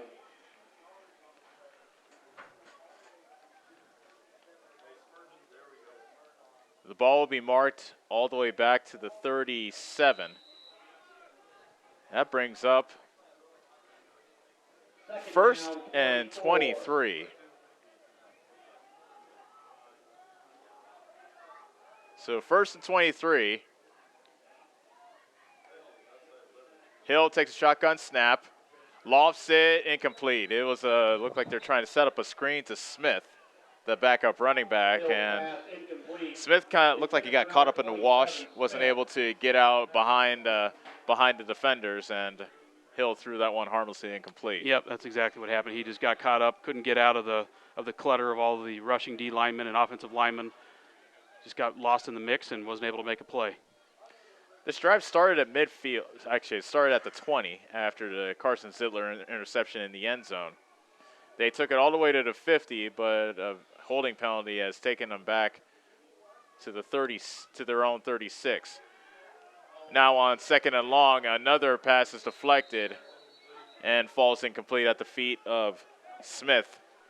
Try to set up another form of a screen there, more of a, kind of a screen to the flat. Same player, number 27, Clayton Smith, was the target, but ball got tipped by one of the defensive linemen putting pressure on Hill. So now 3rd and 23. The line of scrimmage is the Davis County 37. They need to take it to the Keokuk, just past the Keokuk 40 for a first down. Hill, under heavy pressure, flush to his right. Winds up, throws it down the far sideline, and it's over the head of Reeves, incomplete. Hill showed the arm to get it there, but he overshot Reeves, and Davis County brings out their punt unit. Yeah, and Keokuk had that one well defended. I like the design, getting him out in space, giving him the ability to have a two-way go if he needed to run, had the pass open. But again, our drive stalled out because of a penalty. Kind of the same themes happened in the first half. 4:11 remaining in the third quarter. Keokuk 26, Davis County nothing. We had a scoreless first quarter, and then Keokuk scored 26 in the second, and so far we have had a scoreless third. Mustangs bring in 2 extra men for their punt team. Mueller and Martinez back to receive this punt from Zittler. High snap, but Zittler reels it in, and he puts a boot to it. A high kick that bounces sideways and comes to a rest at the 34-yard line of Keokuk. So that's where the Chiefs will take over with a 26-0 lead. Things seem to have slowed down here a bit, Brad. Yeah, we need our defense to pick us up. Keokuk got a big play out of their defense first half, big score. To continue their momentum, which they'd started on offense, we need our defense or special teams in these situations to kind of pick up the slack and recharge your team and get something going, get some good positive vibes. Let's see if we can make a play. Davis County made a big play on defense in the last possession with an interception in the end zone, but the Mustang offense was not able to cash in on the turnover. 1st and 10 from the 33. Skinner on the keeper, dancing around, now coming to the near side at the 45 and skips out of bounds at the 47-yard line. First down, and we have a man down on the far side of the field. That is a Davis County player that is slow to get up. Timeout. Officials timeout on the field. It's a 14-yard gain for Skinner as he continues his big game both on the ground and through the air.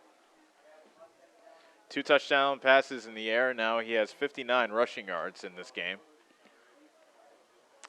Yeah, made a smart play there to scamper out of bounds, not trying to do too much of the ball. We do have a Mustang down on the field still. I couldn't get a number. It's either 78 or 79. Yeah, I thought it was 79. I thought it was Dalton Maine.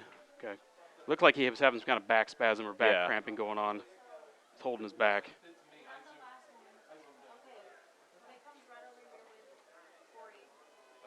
Dalton Maine still on his back. Head coach Ken Anderson now walks out to the far side to check on his defensive lineman.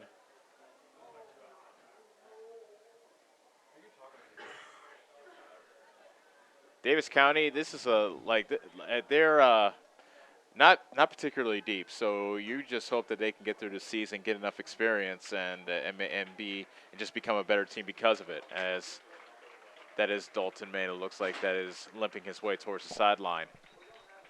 Yeah, you just can't afford too many injuries at key positions. Again, we've got to get guys experience so that they can get confidence to play at their positions, and you just don't have a lot of room for error when you don't have the depth as you're still, rebuilding and building a program with a new philosophy and new systems.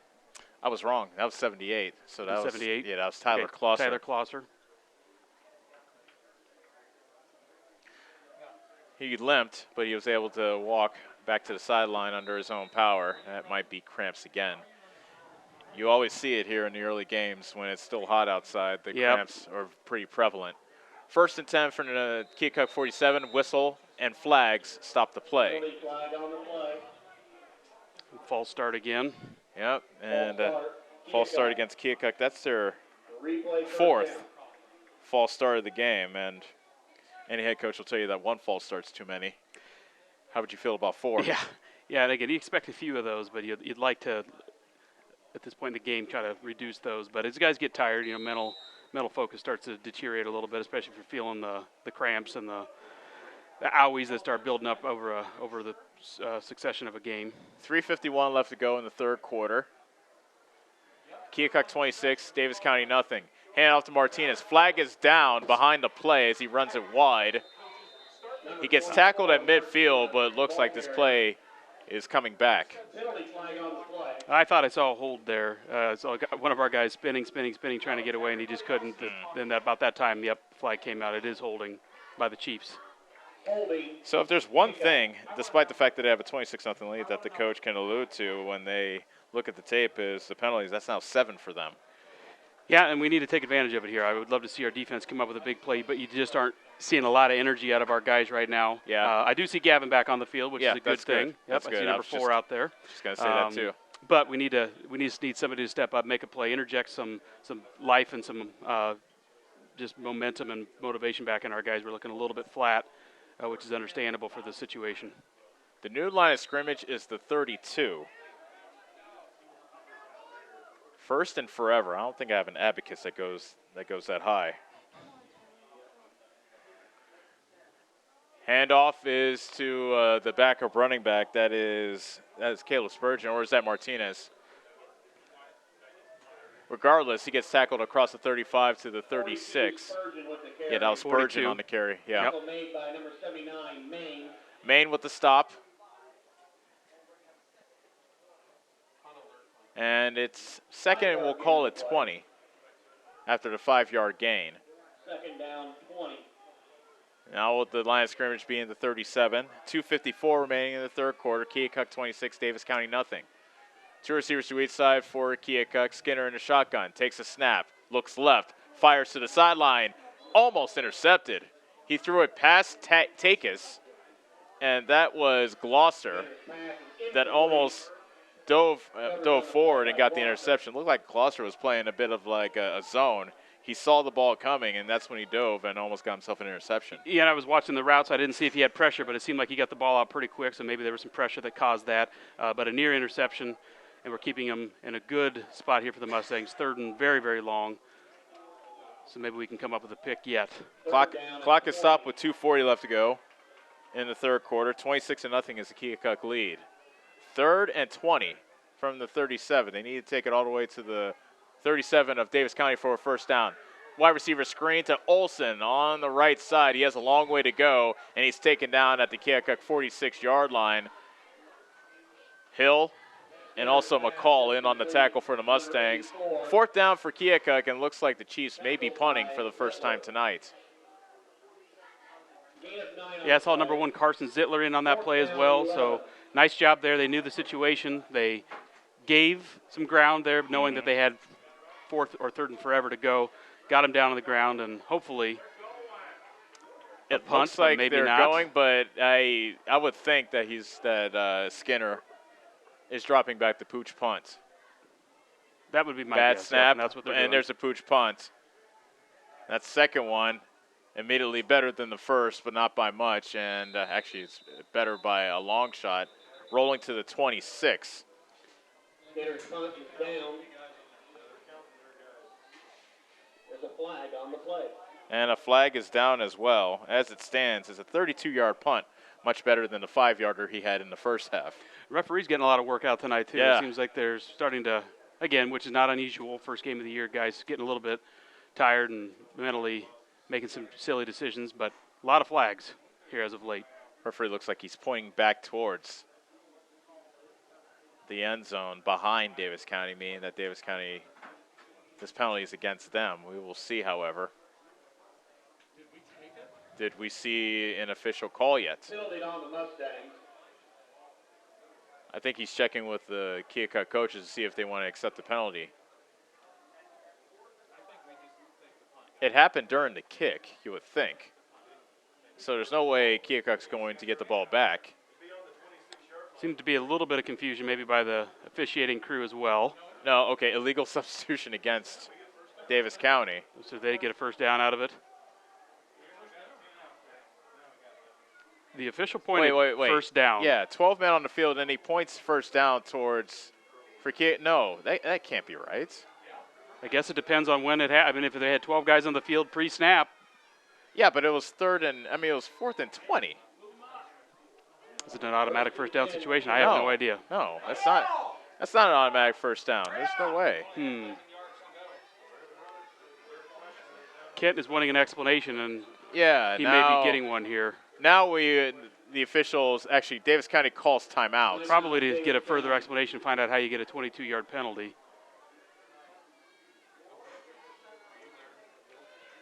Apparently it's Keokuk ball after a too many men on the field penalty on a 4th and 20. And I don't see a lot of arguing going on by our coaches trying to get an explanation, so they obviously got an explanation they were okay with.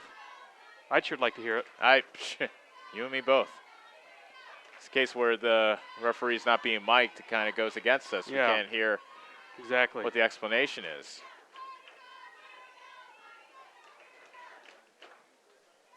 Regardless, looks like the call on the field will stand.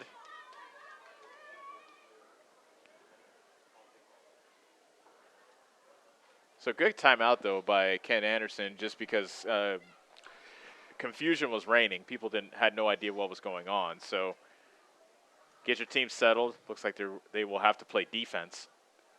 Yeah, and what an unfortunate penalty. You had an opportunity there to get the ball back. Yeah. And still time in the third quarter to do something with it. Now you're back on your heels a little bit after an interesting penalty. Yeah.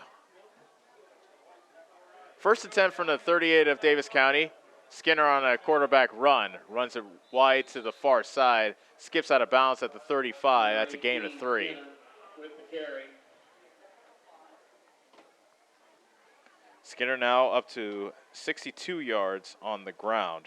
That was his 11th carry of the game. We haven't called Martinez's name here in a while. A lot of Skinner action. I wouldn't be surprised at all to see Martinez here in the late going of this game, though, just to keep the ball on the ground, keep the clock moving. Speaking of a moving clock, has 1:29 left on it. Now a fumbled exchange in the backfield.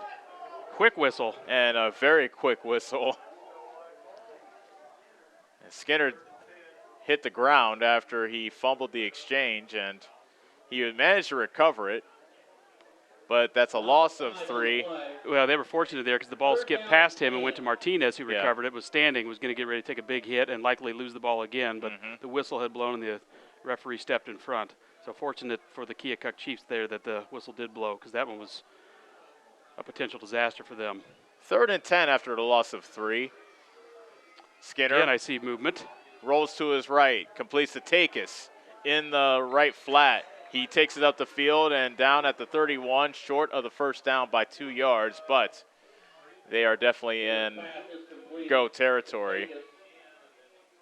So I imagine Keokuk's offense, I should say, will stay out on the field with 52 seconds left to go in the third quarter, and Keokuk leading 26-0.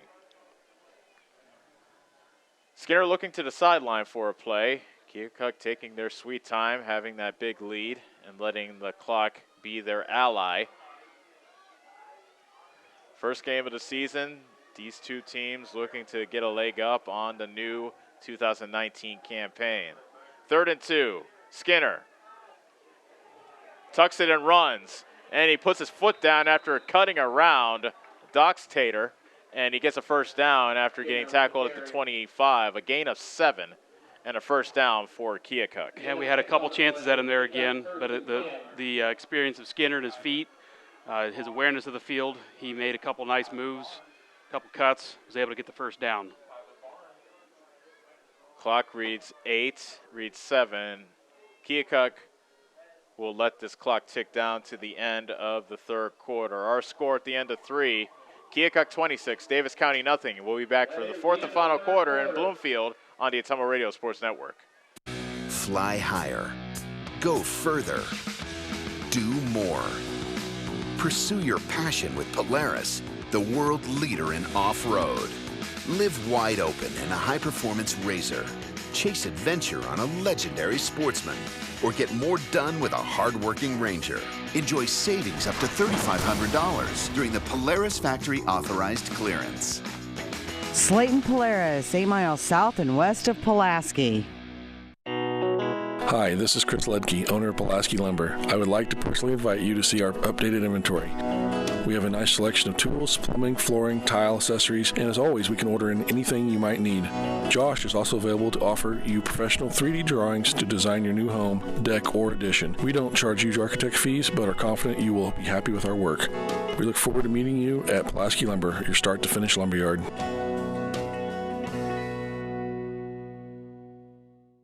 You're watching Mustang football on the Ottumwa Radio Sports Network.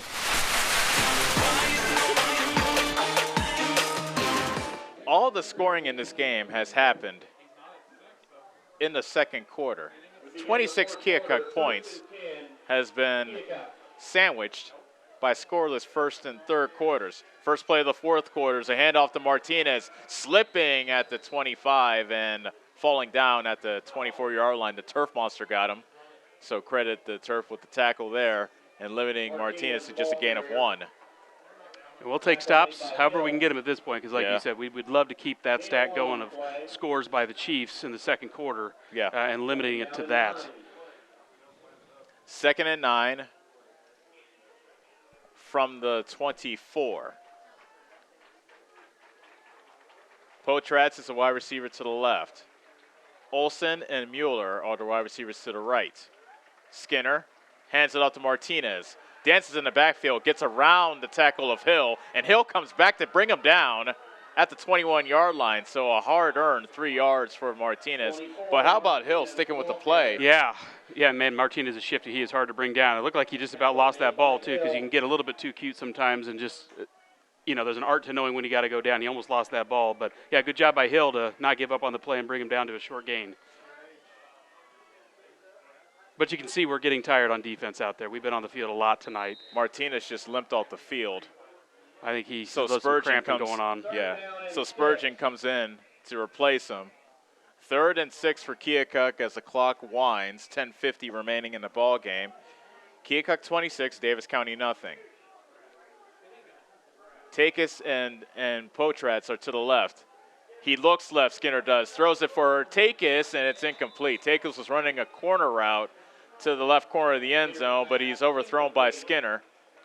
And 4th down coming up. Yep, and Skinner had to get rid of it a little bit quicker than he wanted to. Takis wasn't quite ready for the ball, had trouble finding it, but credit some of our pressure there from our interior guys on that one to get it out of Skinner's hand quickly and for him not to be able to connect.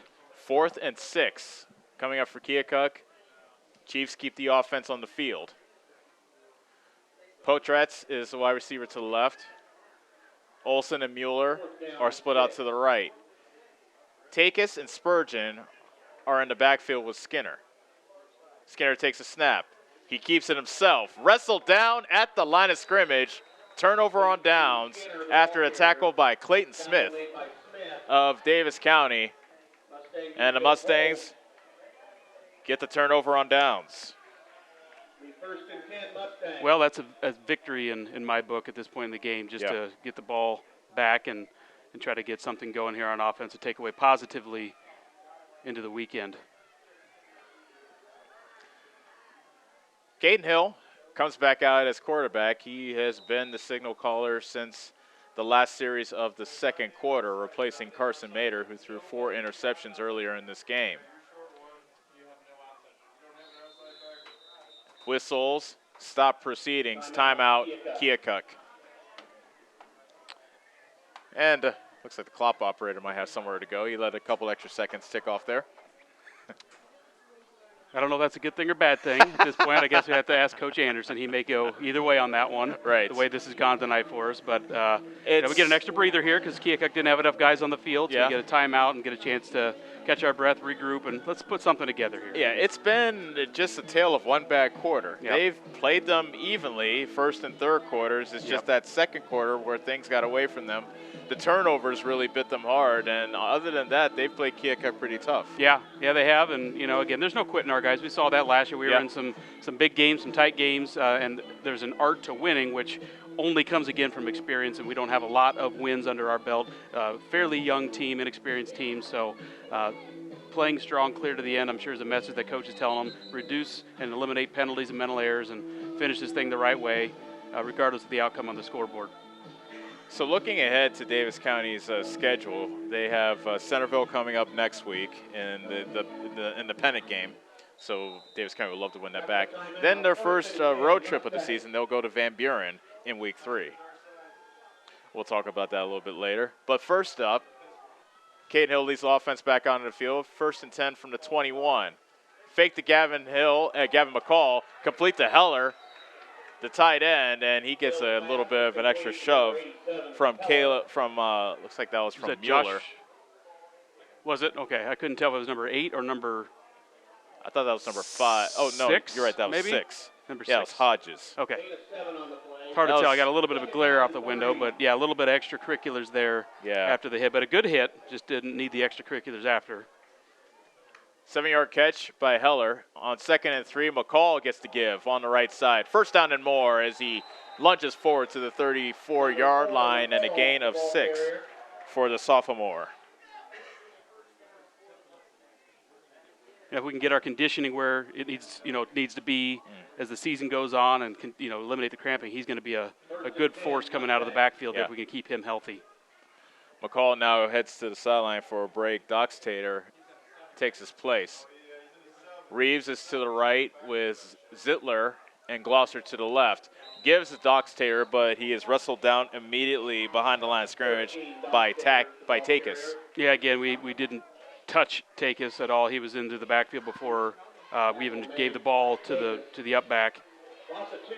So no chance there on the play, and the experience out of the linebacker. You said that was number 44, Takis? Yes. You can tell he's got some experience, brought him down in the backfield. But we got to do a better job up front of getting pads on guys, and at least knocking them off their route. That time we had none. 2nd and a dozen with wide receivers to the left and right. 3 are out. Doxtator with the give. He gets tackled at the 40 after a gain of 3. Senior Dylan Jeffers there on a play. We haven't called his name in a while, but he made a good play there coming down the line. And 3rd and long coming up for the Mustangs. Jeffers was in a big collision with Gavin McCall earlier in the game, but he's come back since then. Yep, must have been some cramping. Yeah. 3rd and 9 from the 40. 2 wide receivers to each side for the Mustangs. Hill drops back, lost the ball. It's loose at the 25, and Reeves dives on it for Davis County at the 22. Good hustle by Reeves because Hill just had that ball poked away from him. I believe that was Takis, I should say, that ripped the ball away from Hill. Yeah, we called his name several times tonight. A good play to punch that one, but equally as good a play by number 84, Dalton Reeves, to jump on that one and at least keep that out of the end zone. 4th down and long. Keep it out of the white shirt Keokuk Chiefs' hands. 4th and long. 4th and 27, as a matter of fact, after that huge loss on the play. That was good quick math on your part. What? The 27. Hard to tell that when it's that long because it is deep. With 4th and very, very long. Delay of game called against Davis County. They did not have enough men out on the field. And the referees march off a 5-yard penalty against the Mustangs. The new line of scrimmage is the 20, baked at the 18. And those are the things that just, as a coach, drove me crazy when we didn't have enough guys on the field. And you practice those things, but again, you get guys that are injured or hurt or cramping. Got to find the backup, and sometimes you don't get enough guys on the field. Zittler to kick it away. Nice kick. Fair catch is called for and made by Mueller at the 46 of Davis County. Fair caught by number 5, Mueller. So a 26-yard punt.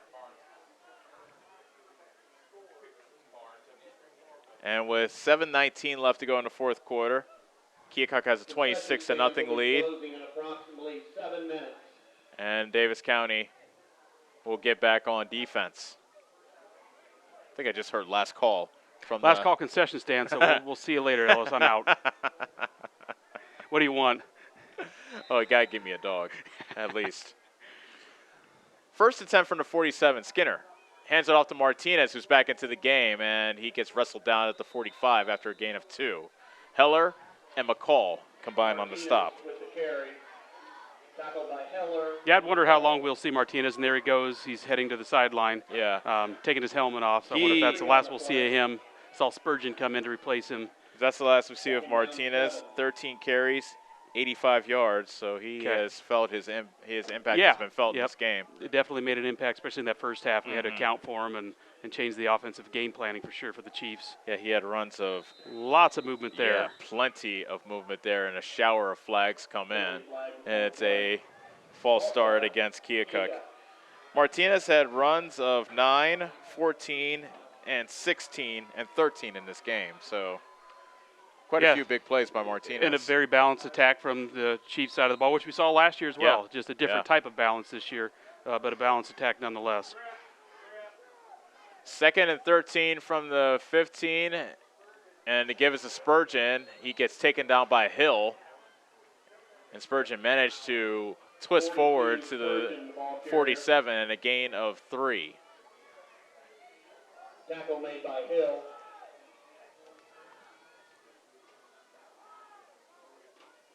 Third down and 10. That brings up 3rd and 10 with 6:16 remaining in the fourth quarter.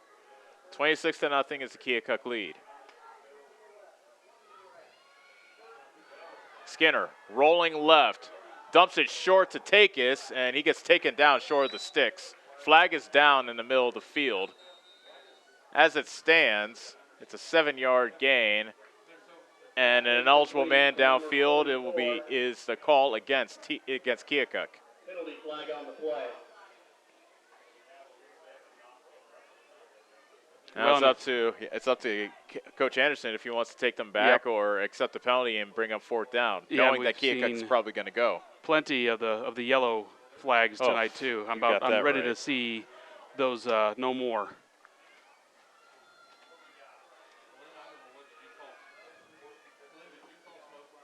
An eligible man downfield is the call against Keokuk.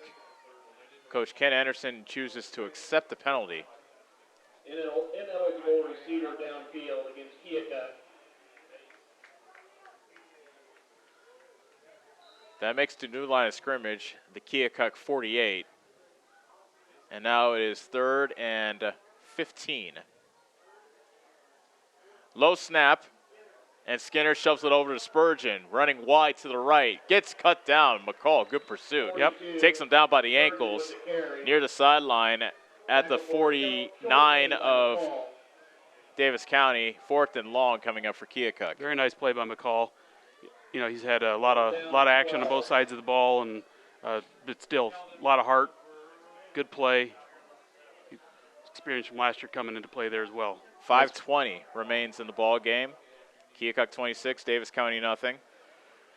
4th and 12 for Keokuk with the ball at the Davis County 48. Trips now to the right with Anthony Potratz, the lone wide receiver on the left. A pooch punt, probably the best of the evening by Skinner, bouncing inside the 25, and Takis downs it at the 24. Skinner's punt is down at the 24-yard line. 1st and 10 Mustangs. So now you're hoping, Brad, that Davis County can just get the ball down the field, get the ball to the end zone, bring some good vibes into week 2. At least, get a drive going here. We can look back and say we at least have something positive to take and look at the film room tomorrow.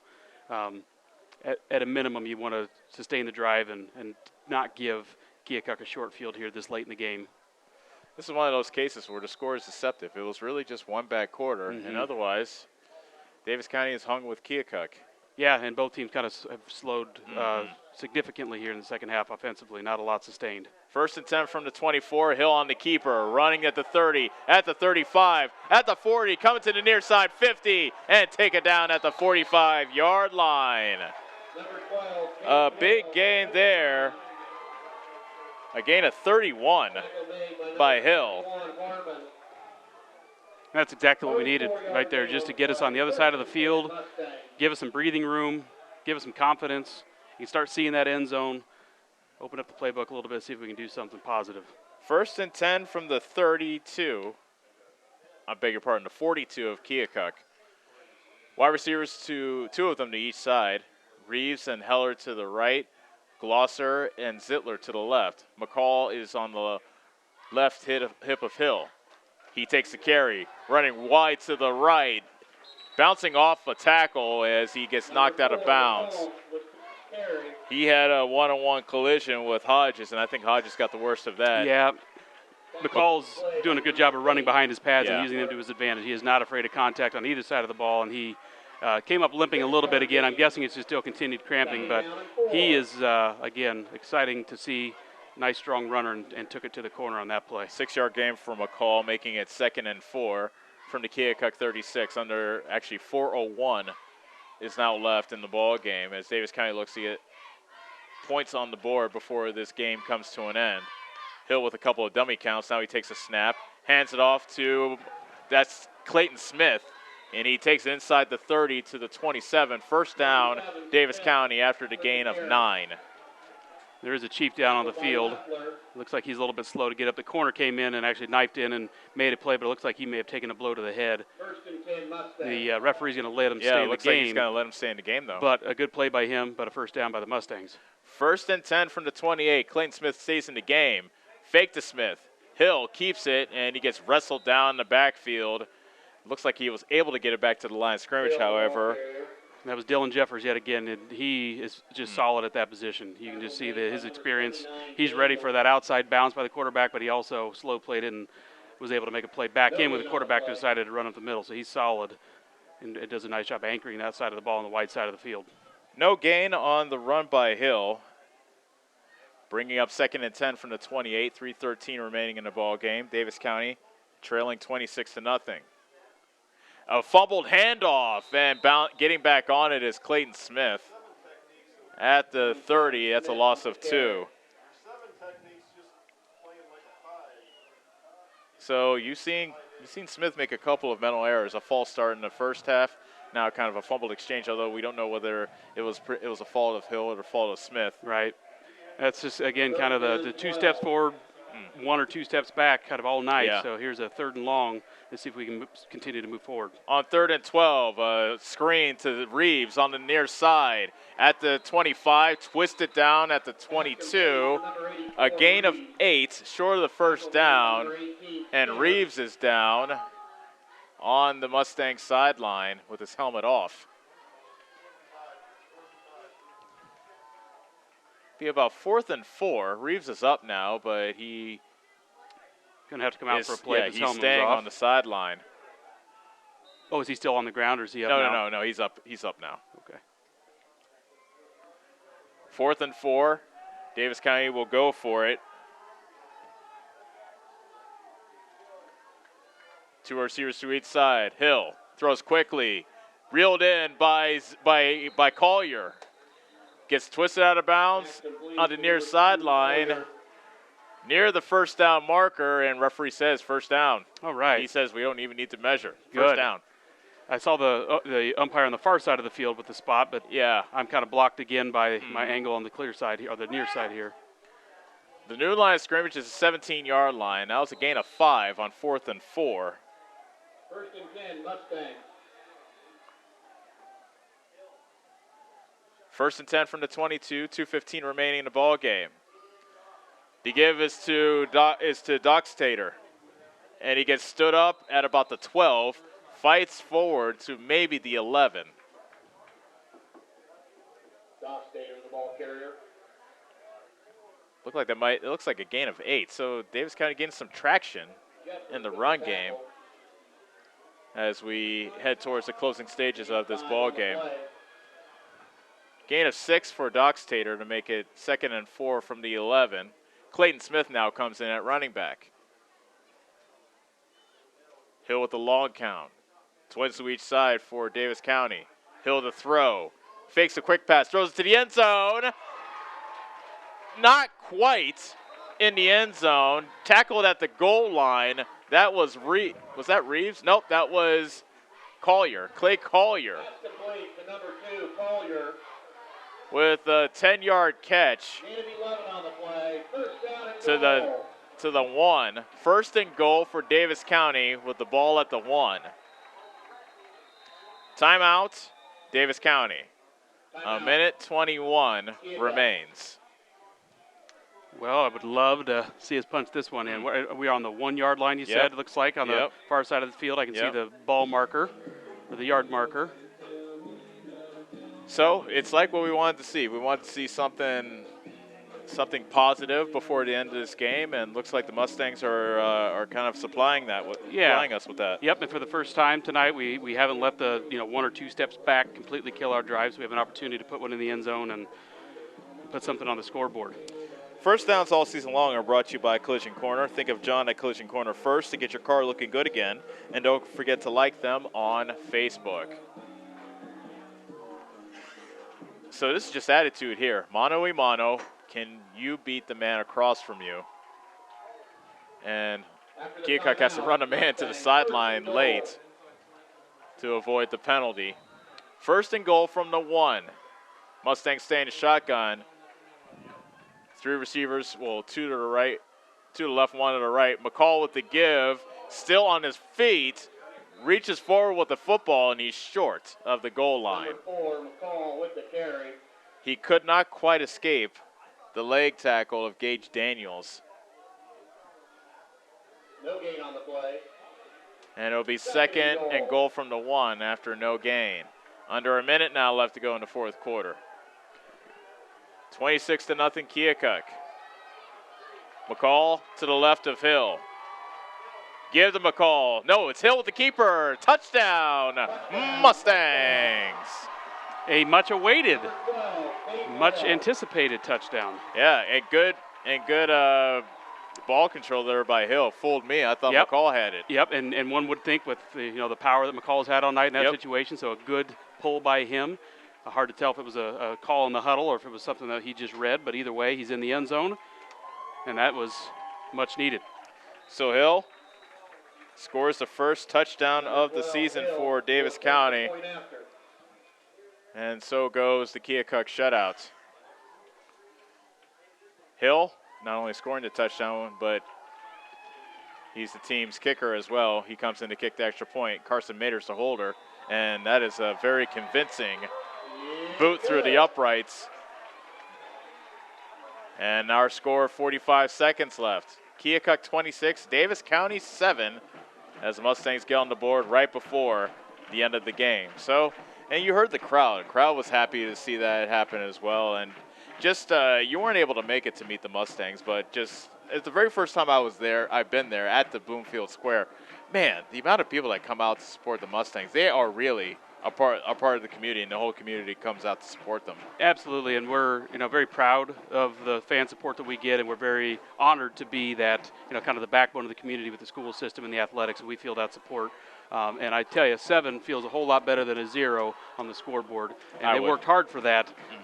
And proud of the boys that they were able to punch that one in.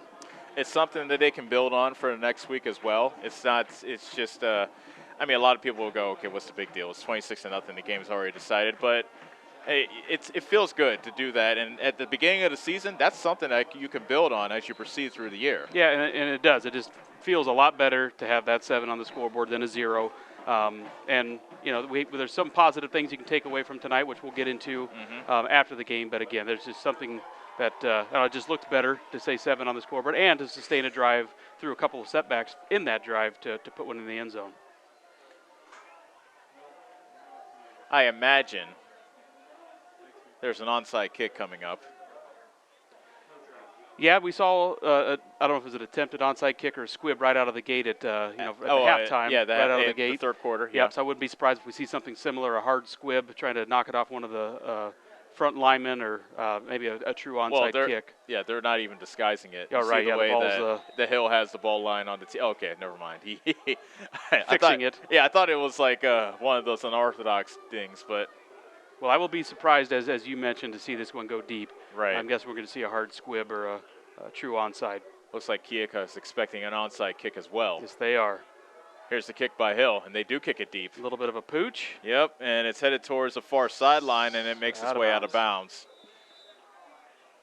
One of those deals where you try to fool the opposition, kick it a little deeper than they thought it would be, and maybe try to run and get it, but Hill kicked it out of bounds. Yep, and a little bit deeper than he wanted to. Again, that takes a lot of practice. I like the idea, and at this point of the game, it really doesn't matter. Right, and that's a good idea. That's the thing. The touchdown allowed you to practice your onside kick. Yep, in a really live game situation. Yep, that's a good point. The clock reads 45 seconds. It's Keokuk ball at the 35-yard line after the kick out of bounds by Hill. And Skinner, who has played a huge role in this game, looks like he will take a couple of snaps and to end this game as Keokuk is lined up in the victory formation.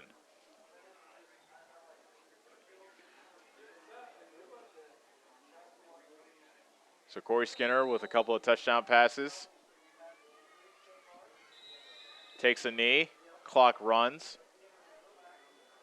And unless some shenanigans get revealed a day or two later, Keokuk this time will have a win, and this is a win that they will keep against Davis County. I am sure they scoured up and down that roster for eligibility this year to make sure that they put guys on the field that should be on the field. Let's hope that they learn from their mistakes. So Davis County. I've been reassured by their coaches that yes, they have scoured the roster up and down. Experienced coaches here behind me. There's another knee by Skinner. That will be the last play of the game, and Keokuk has taken down Davis County. Final score from here in Bloomfield: Keokuk 26, Davis County 7.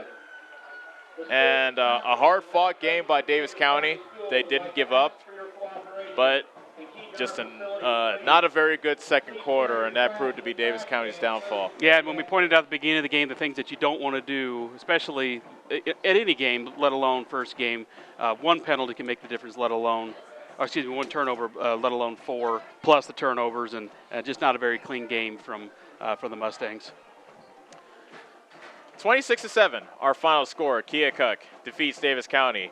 We'll take a break and come back to start the Pulaski Lumber postgame show. Stop in and see Chris and Lucky and the team today. Your start-to-finish lumberyard. You're watching Davis County football on the Ottumwa Radio Sports Network. The busy farming season is here, and Nutrien Ag Solutions in Bloomfield is the best place to go for all your seed and fertilizer needs. They're focused on one thing and one thing only, providing their customers with the best products and services to grow the best crops possible. Farmers call them today for liquid and dry fertilizers, starters, small seed, and corn and soybean seed. They also offer crop protection chemicals and custom applications. See why other area farmers are turning to Bob Lawson and the staff at Nutrien Ag Solutions in Bloomfield, where results in your field are always their first concern. Hi, this is Kendall with Citizens Mutual. It's a busy time of the year, so we want you to save as much time as possible. Whether you need internet, TV, or phone service, we can handle all of them for you. We also have a great selection of TVs ranging from 32 to 65 inch, as well as appliances. Stop in today, and remember, Citizens Mutual is owned and operated by its customers. So when you walk in the door, we don't just treat you like a customer, we treat you like you're the boss, because you are. We're looking forward to seeing you at Citizens Mutual, just off the square in Bloomfield. Whatever your vehicle needs, Rob and the staff at Davis County Tire and Davis County Truck and Alignment in Bloomfield can handle it. Need tires? They sell almost any brand and have the most competitive prices. Davis County Tire also has RV, wheelbarrow, ATV, and farm tires. If it's round, black, and rolls, they've got you covered. Stop and see Rob and Jody and the team today at Davis County Tire, behind Shopco in Bloomfield. You're watching Mustang football on the Ottumwa Radio Sports Network. And welcome back to Davis County. Our final score: Keokuk takes down the Mustangs by the score of 26-7. And really, after a scoreless first quarter, it was the turnovers that caught up with Davis County.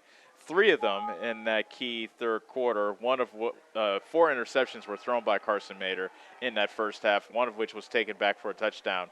Corey Skinner with 2 touchdown passes, a 1-yard touchdown run by Callum Takis. And all that scoring in the second quarter really put this game out of reach for Davis County, and they were playing from behind after that. Yeah, it's a very, very big hole to dig yourself out of, especially when they're able to capitalize and score on defense as the Chiefs were able to do. There's very little margin for error these first games. A win or loss can be decided by one turnover, a few penalties here and there, and we had the full gamut tonight, unfortunately, on the Mustang side of the ball. It was not a clean game on the other side of the field either by the Chiefs, but the turnovers definitely and the ability for them to score on defense was the difference in this game. Let's look at some of the positives. First off, Mustangs forced 2 turnovers. They got 2 interceptions. One was on the first play of the game, actually, that first play of scrimmage from Keokuk that they weren't able to cash in on, and then an interception in the end zone. Of course, I liked Carson Mader, even though he threw the 4 interceptions, he did make some good throws down the field when they were able to get him outside of the pocket. And Gavin McCall, really liked what he did at the running back spot, and also was very strong on the defensive end. Yeah, there's some definite positives. You know, we're finding our identity. We're a very different team than we were last year with the senior leadership that we had at the quarterback position last year, and we had a very definitive identity from that position and from our offensive standpoint that we continue to build on. So we're going to find our identity, and it didn't happen right away last year. We found some good things. We saw some good things early on. We saw some good things here tonight, and I know our coaching staff, they're going to find those positives. They're going to continue to build on. We're going to find our identity, and we're going to be just fine. Just got to eliminate the turnovers and eliminate the mental mistakes and find our identity. We're going to be fine. So next week's opponent is Centerville, and last we heard Centerville was taking it to Albia in their rivalry game, and we have another rivalry game coming up next week against Centerville. Man, we don't know this year's Centerville team what it's like, but if they're taking it to Albia like that, Davis County will have a tough fight in their hands next week. It looks like. Yeah, and again with young, inexperienced guys and guys who are in new positions, you got to preach heart and remember that this is a fun game. Regardless of the outcome of the score, we necessarily don't always play for wins and losses. You learn a lot of life lessons from games like this even, where you don't quit. You never give up. You always fight for the guy next to you. It takes 11 of us, and you play with heart. So even in a loss, there's lessons to be learned. And I know our coaching staff. I hear the messages they tell them. I know what kind of men they are and they're trying to build. So even in losses and when you take those thumps, you play with a lot of heart and guts no matter what the outlook looks like from this Centerville coming in here. You just always play hard and play for the guy next to you. I think you said this last year, and I'll bring it to this year, is that it's different when you're playing baseball or when you're playing basketball because you play so many games. Football, you only really get a finite number of games. You only really get 9 chances each year to go out and have fun and show how much you love the game. And so take advantage of every game that you get, and this is just another chance, or next week is just another chance for those kids. Yeah, and it's fun. It is a fun game, and you have to just take it with the right perspective that it is not always about winning and losing. You make good memories with your buddies and your brothers and guys on the field where you're sweating at practice and you're putting in the time in the summer. All of that means something, and it's not just wins and losses. So, and I hear our coaches saying that to our kids. So there's a lot of things to be learned even in losses, and as you find your identity, there's going to be some wins on our calendar this season. I do see that. Well, let me ask you one last question, and it's definitely putting you on the spot. What would you do about the quarterback situation? You're going to have to go and talk to both kids and, again, kind of just reevaluate as you watch film and talk to your players and talk to your captains and just feel him out. Again, Mader, doesn't have any experience at the varsity level. He did tonight. And again, it wasn't all his fault. You've got to shore some things up front to give him time to make decisions. And when you put a young guy in a position where he hasn't had a lot of experience with that much pressure in your face in a varsity game, they're going to make mistakes. So they've got to shore some things up in front of him for him to be able to make plays. Because when they got him out of the pocket, he made some good plays and was able to do those things. So it's, again, what is your identity? What do you want to be? And based on tonight, I don't know if you have enough information yet to determine that, but they're going to have to go back and have some conversations about where you go going forward. And that's definitely a conversation that we'll have later, or that we'll have next week.